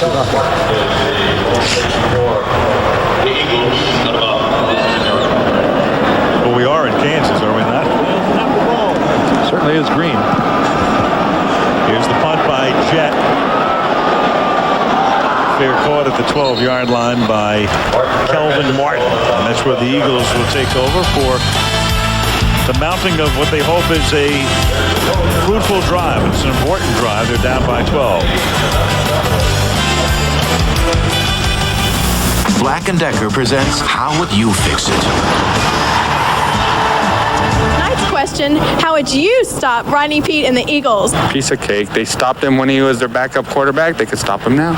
We shut down the inside. They can't run, and he can't pass. Decent coverage in the secondary and a good pass rush by the Cowboys. Because they had him last year, they know where he likes to throw the ball. We'll sack him a few times, and then he will wish that he was still playing with the Cowboys. Life is full of obstacles. We suggest you cut right through them. Introducing the VersaPack cordless multi-purpose saw from Black & Decker. It's how things get done. Hi, Julie. We've been expecting you.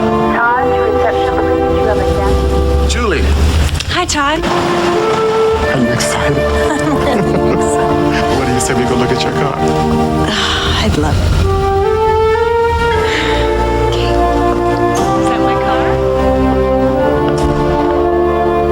This is Julie, and this is her first new car.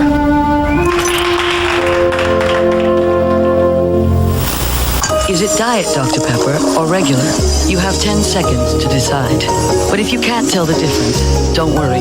You probably can't taste the difference either. Even with all the time in the world. Discover the great taste of Diet Dr. Pepper. Next time, an exclusive interview with Yitzhak Rabin's widow, Leah, on her future and the future of the country her husband led. Charles Gibson from Jerusalem on the next Good Morning America. The Philadelphia Eagles have the ball at their own 13-yard line. 1st and 10, 12 minutes, 13 seconds remaining. In the 4th quarter, the Cowboys on top 24 to 12.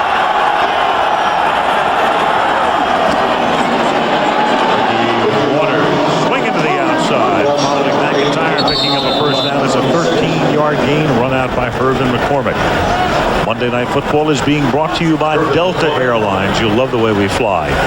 Dr. Pepper and your local Dr. Pepper bottler. Dr. Pepper is just what the doctor ordered. Aptiva, the home computer from IBM. Welcome to the future. And Saturn, a different kind of company, a different kind of car.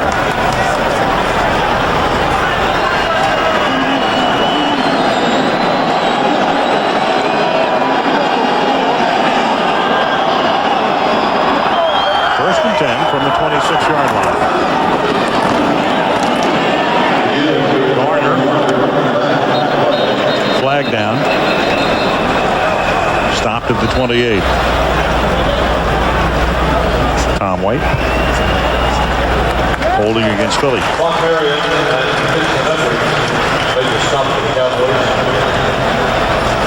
I want to congratulate Raleigh McKenzie of the Eagles, the center, his wife giving birth to a baby boy last Friday, Malcolm, and Michael Irvin's wife gave birth to a baby daughter last Holding, night. number 62, offense, 10 yards, first down.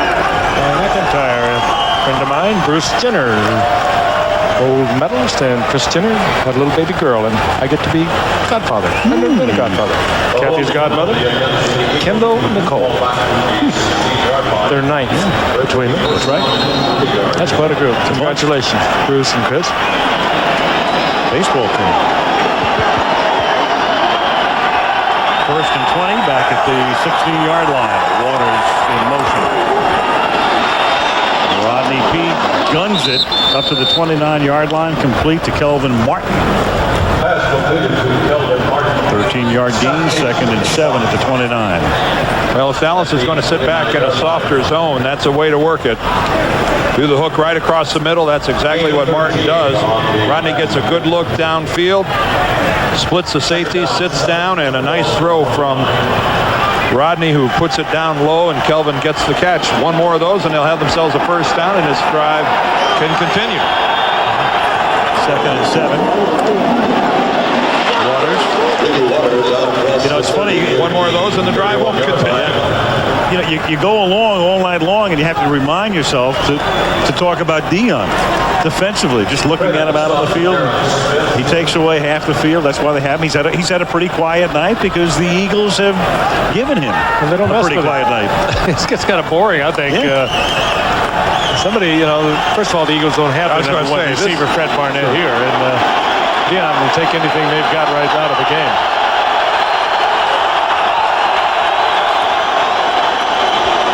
Well, Rodney's going to look that way. That one gets batted. Batted incomplete by Chad Hennings. Hennings from the Air Force Academy and getting the start with Lett out and Maryland out tonight. Yeah, he's a long one too, 6'6", getting better each year. He goes back to the ex-Ram days. Of the 30 teams in the NFL, this is the 29th ranked passing attack possessed here by the Philadelphia Eagles. I think if Dion was to play a game with a bad hamstring, this is the game to do it. Hutton bounces that one out of bounds at the 27-yard line.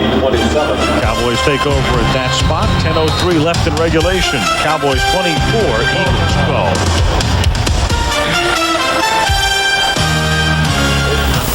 5 years ago, I started hauling cars for Saturn. Man, that was something. People wanted to know all about them. What kind of car is that? The Saturn! Can I get it with a sunroof? Can I get one with leather?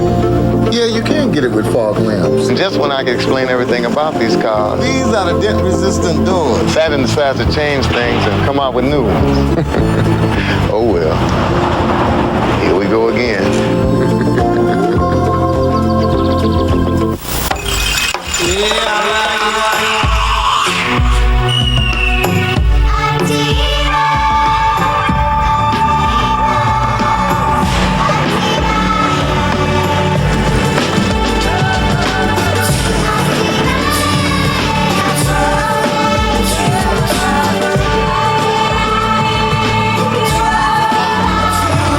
I'm Aptiva only at Radio Shack.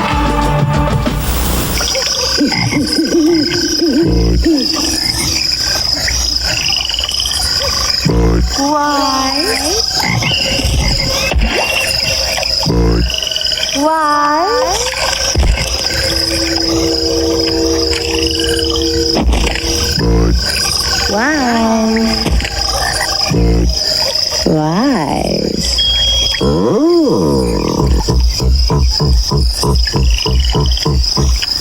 The Cleveland Browns will be ready to rock when they roll into Pittsburgh to tackle the Steelers. It's a Central Division showdown next week on ABC's Monday Night Football. Well, the Dallas Cowboys, just an efficient performance tonight. What more can you say? Efficient's a good word, I think. They've kind of neutered the Eagles. You said something prophetic a while ago when we were in a commercial. How many times have we watched Dallas just reduce a team to knowing they can't win? It's just their superior talent.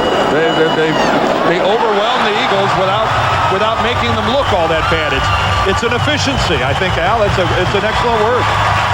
That's Irvin now over 100 yards for the 7th consecutive game. Most of the good things we say are during commercials. A lot of people think so. Yeah,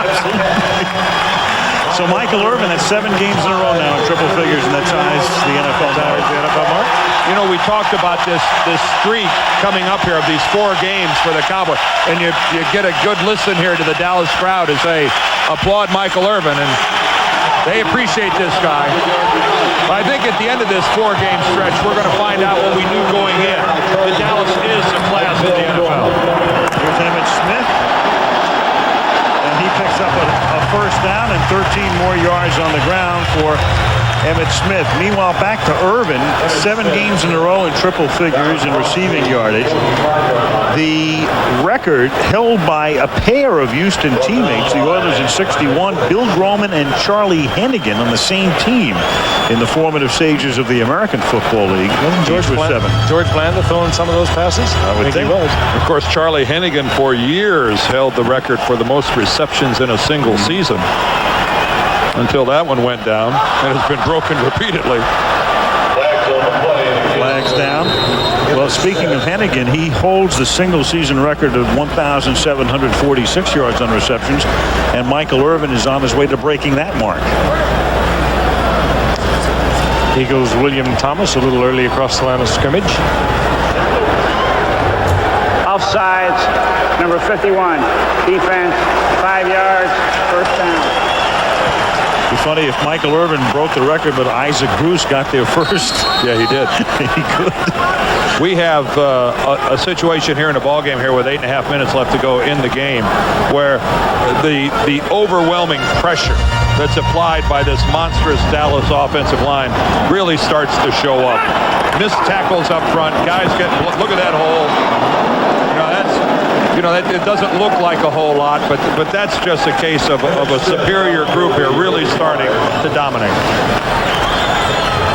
But he doesn't take away anything from a pretty strong Philadelphia defense. They were ranked second of the league coming into tonight.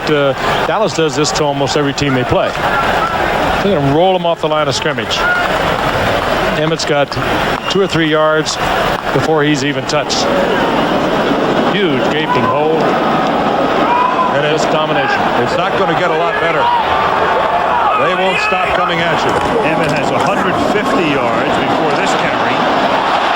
5 more. 155 takes it to the 30. Greg Jackson makes the tackle. And look out if Greg Jackson doesn't make that tackle.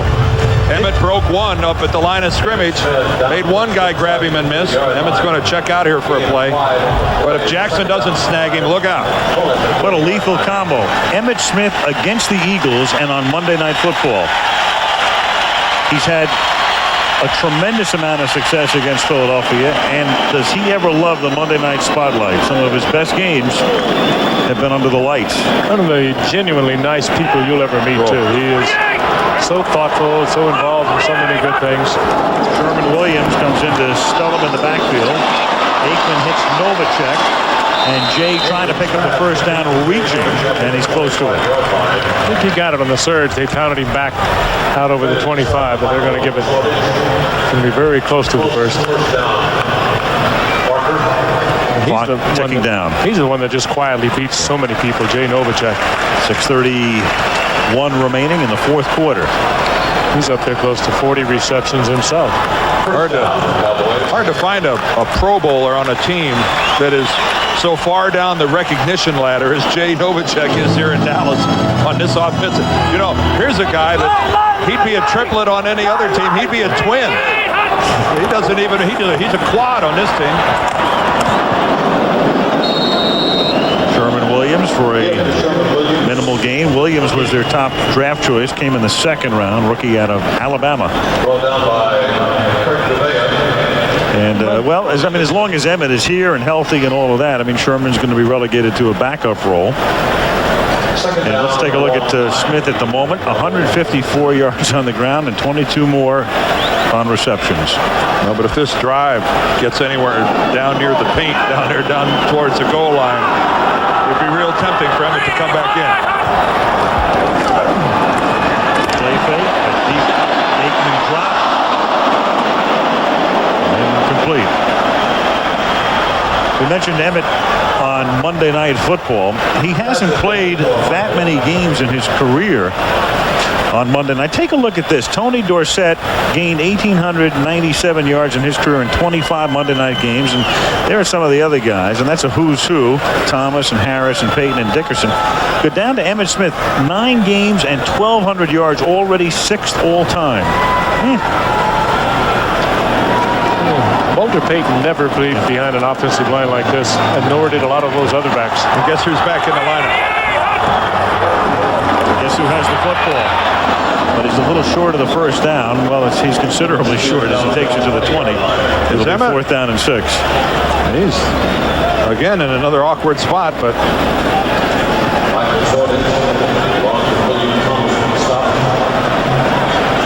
And Boniol will come in to try to extend the lead to 15 points.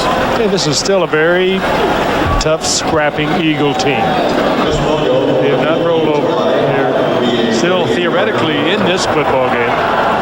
37-yard attempt for Boniol out of the Novacek hold. And he boots it through. 4:45 left in regulation. The Cowboy lead is now 15.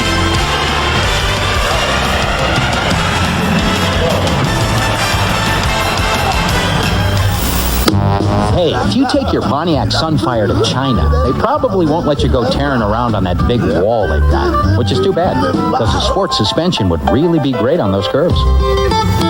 Or try that one-latch, easy-opening top on your all-new Pontiac Sunfire convertible and go cruising around some ancient pyramids. Because, hey, they're both cool new ways to worship the sun.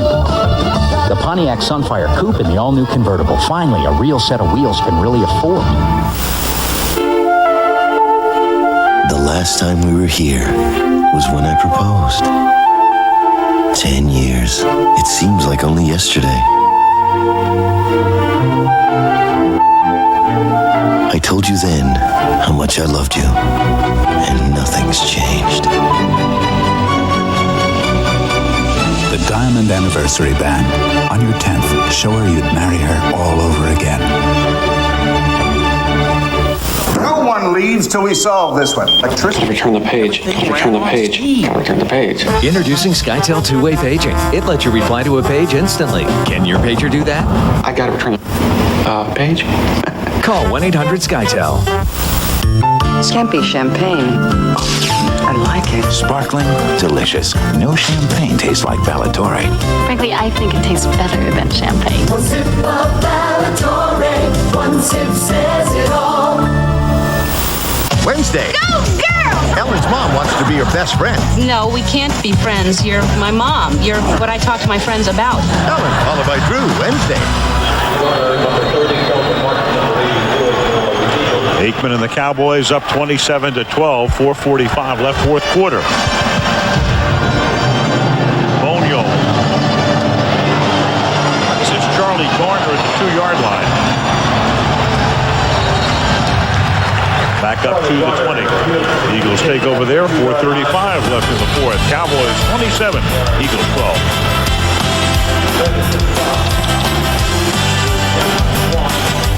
James Bond.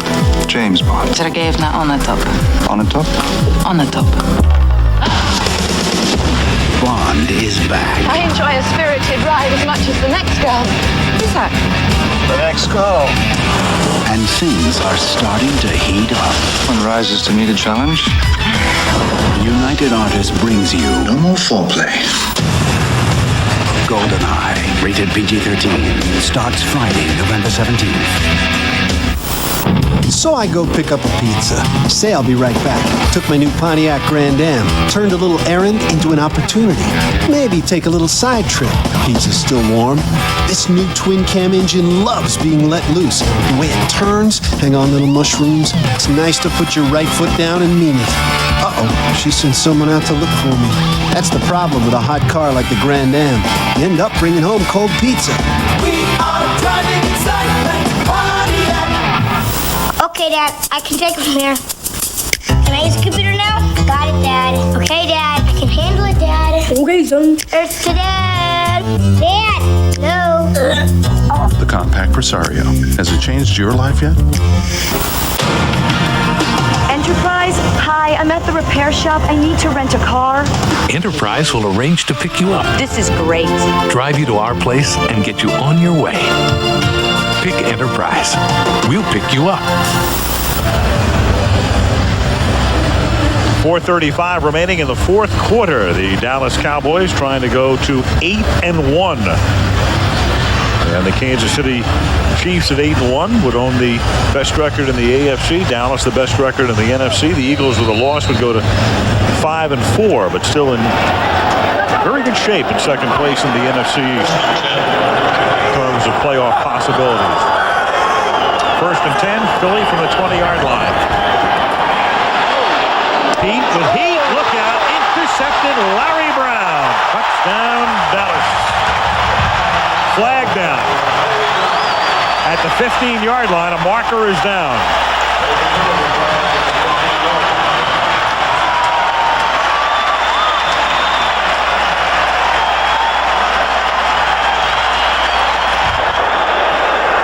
Holding, number 72, offense, penalty is declined, touchdown. Yeah, Larry Brown's fourth interception of the year. He's having a big one. He sure is. Tried to get it to water. Watch him step right in front of it. Great look, guys. Yes. You could have caught that one yourself. Larry Brown, fourth interception. Returned this one for a touchdown. One of the first one there to congratulate number 21, Dion. Larry Brown has been in the league for 5 years. 12th round draft pick in 91. His first career touchdown. It's the 7th touchdown the Eagles have allowed on a return this season. 4:28 remaining in the fourth quarter as Dallas wraps it up 34-12. And let's check in with Lynn Swan. Lynn? Well, Al, I'm down here with some very special guests of Deion Sanders. This is his grandmother, Hattie Mims. This is his mom, Constance Knight. And this is his wife, Carolyn. And I'm going to come over here and ask you, Carolyn, we knew Deion had a little tender hamstring coming in. Did he have some doubts about his ability to play in this game? Did I? I did a little bit, but I knew nothing would keep him off the field. If he could stay on the field all game long, he would, on offense and defense. So I knew he would play. I was surprised about that reverse. I was too. well, Constance, I'm gonna ask you. Deion is such a competitor. Is there any way in the world he would have not played with that hamstring? No, not at all. He wouldn't have missed this game for nothing. Now, I also noticed early in the ball game, Deion made a solo tackle, and I looked at the two of you over the three of you, and you were kind of smiling and maybe laughing a little bit. What were you thinking about? No comments. No comments. Well, he's doing a great job. Thank you. Enjoy the game. From the Lexos Diamonds, he did a great job a long time ago. He continues to do it. I'll tell you, there's something Deion didn't get from his mother. No comment. Yeah. There's a phrase that he doesn't quite know what it means. You saw about 35 carats from... Yeah. I want to know what the insurance premium is for those pieces of jewelry. Well, Fort Myers, Florida, pretty proud of Dion. That's what do you think, Mom? His home. Are not oh man, happy. It a matter of the criticism, and it's beginning to go away. I mean, everyone you talk to in this game from the defensive side of it said they'd love to have him. And he fits in as such a team player everywhere he goes. Pete has to take a timeout. One of the teams that was in the, I don't want to say the finals of the Dion Derby, but in the Derby were the Eagles at one point, and some people thought because of Dion's relationship with Ray Rhodes, and keep in mind Rhodes was the defensive coordinator at San Francisco last year, so Ray was Dion's position coach. And the two got along extremely well, and the Eagles at least made a pass at Dion early on. I'll tell you the respect for Ray Rhodes, too. I don't think they've thrown a pass in Dion's area yet tonight. And that the head man knows him probably better than anyone else. He had him, as Dow said, a year ago out in San Francisco as a defensive coordinator. He knows what he can do, and he's not going near him tonight. Well, Ray Rhodes, it's nice that the Eagles are 5-4, but we can't kid ourselves and think that the Eagles are really going to be a force in what happens in the playoff picture this year. But anyone looking at this team, no matter how prejudiced an eye you might have in either being for or against the Eagles, has to recognize that Ray Rhodes has covered a lot of ground in a relatively short period of time as far as rebuilding the Eagles in his image. First down throws, catch made by Calvin Williams. He gets wrestled down after an 8-yard gain. This is an Eagle team in my mind that plays a lot more aggressively, is playing with more confidence, and you don't have to sit with Ray Rhodes very long to find out that he might have been a defensive back and a receiver, and he's not a real big guy, but he's tough. He demands that his players play tough, and this Eagles team will make noise before it's all over. Credits much of that coming from Bill Arnsparker, whom he played for when he was with the Giants as a defensive back. You ask him who had influenced him the most, and he mentioned Bill Arnsparker. 2nd and 2. Double coverage on Ricky Waters. Scott Case and Dion back there. Dion getting a little help back there. Scott Case coming over to help out. Well, they didn't split anybody out wide for Dion to lock up on, so he was forced to fall back into his zone. The Cowboys forced to play zone to that side of the field because they didn't have a wide out for even line up on Dion. One thing to line a guy up on him and then plan to not even go to him. It's a different one to not even send anybody out there at all. That's really a concession. 3rd and 2. That's batted and incomplete.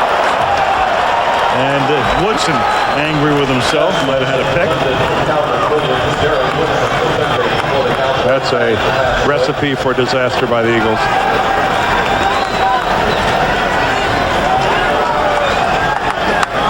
Rodney trying to get something happening. Woodson stepping in front of it and almost came away with it. Tom Hutton to punt.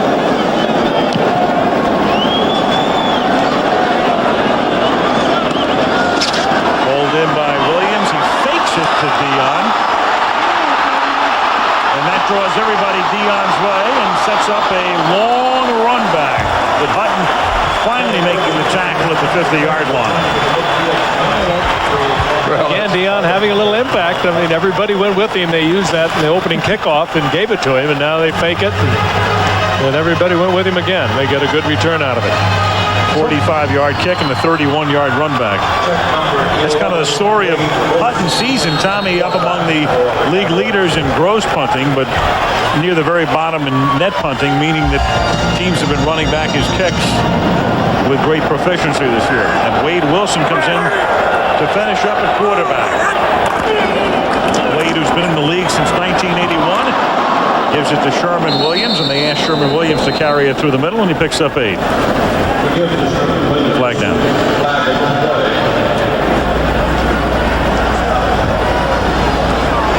Holding Dallas.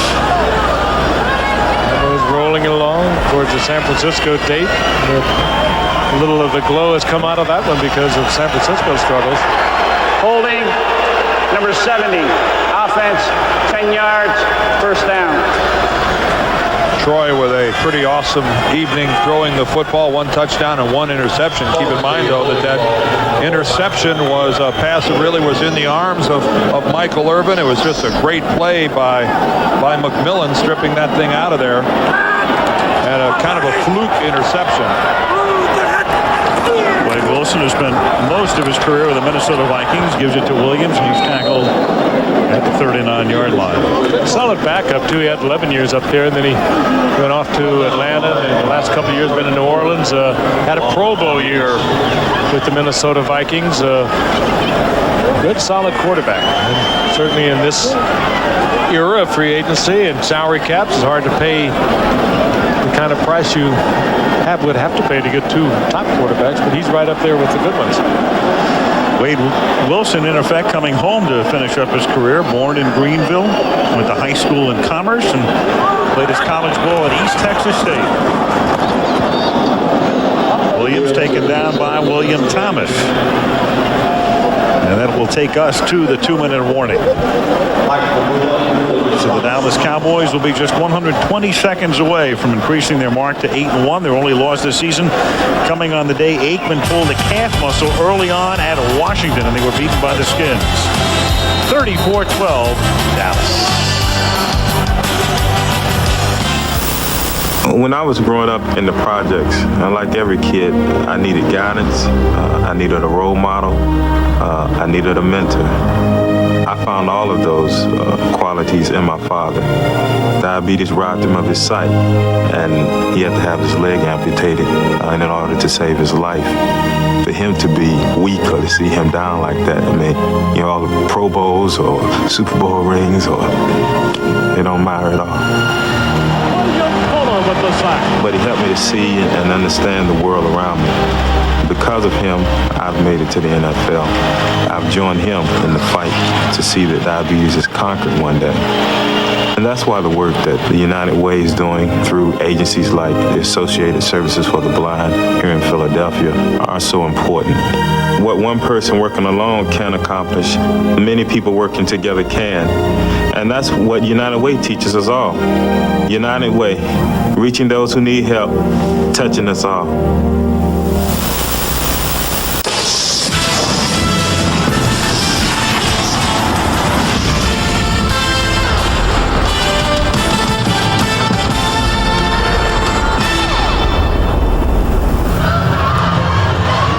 Donaldson and Emmitt Smith. Emmitt's been to the playoffs a couple of times. In fact, he's been a Super Bowl MVP.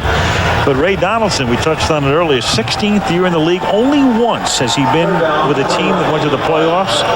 The Indianapolis Colts back in '87, and they went out in the first round to Cleveland. Robert Jones, the middle linebacker, and his defensive unit doing its job tonight, and the Dallas Cowboys efficiently on their way to victory number 8 in 9 games. Well, they hit pretty good jackpot with Ray Donaldson. He's 37 years old, but he's healthy. He's been a 4-time Pro Bowler and doing a fine job in the middle of this offensive line. 39-yard line. Sherman Williams picking up about 4. Here's a reminder coming up on Sunday. You've got Michelle Kwan, Nicole Bobbick, and the Elite International Field on the Sudafed Skate America International coming your way, the ladies and dance competition this Sunday. 4 Eastern and 3 Pacific. 4th down in the rain now in Dallas. Jet to kick.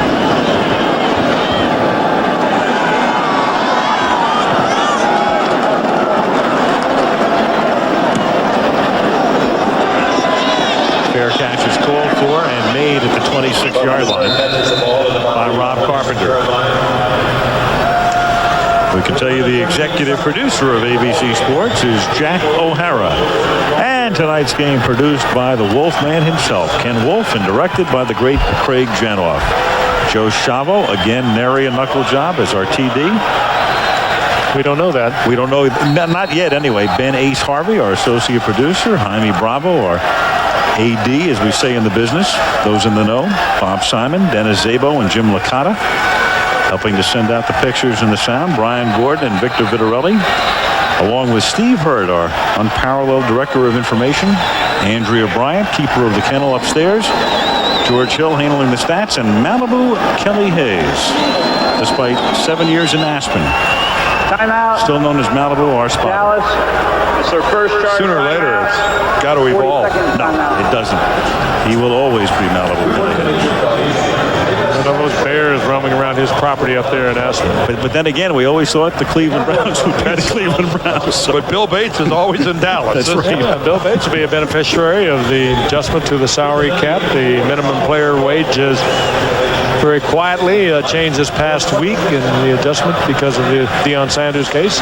We'll go from $178,000 to $250,000 to the minimum wage earner in the NFL, and that probably next year will be adjusted even higher because of increased revenue. That's amazing, you know, and it speaks to what we talked about before with all of the stuff that goes on with the Cowboys from opening night and the Nike deal and the other arrangements and the suits and the countersuits and the drug suspensions and the salary cap machinations and all of the rest. They just keep winning, and they are clearly the best team in the league right now, Kansas City notwithstanding. Ricky Waters stopped at the line of scrimmage. Philadelphia working on the clock, I guess. Well, they're working on their game plan right now for the Denver Broncos and what is going to be a very big game for both teams, the Broncos and the Eagles, next Sunday night. I think I'll go back to what I said before. Life is good. Yeah. Life is good. It's better for the guys in the white shirts.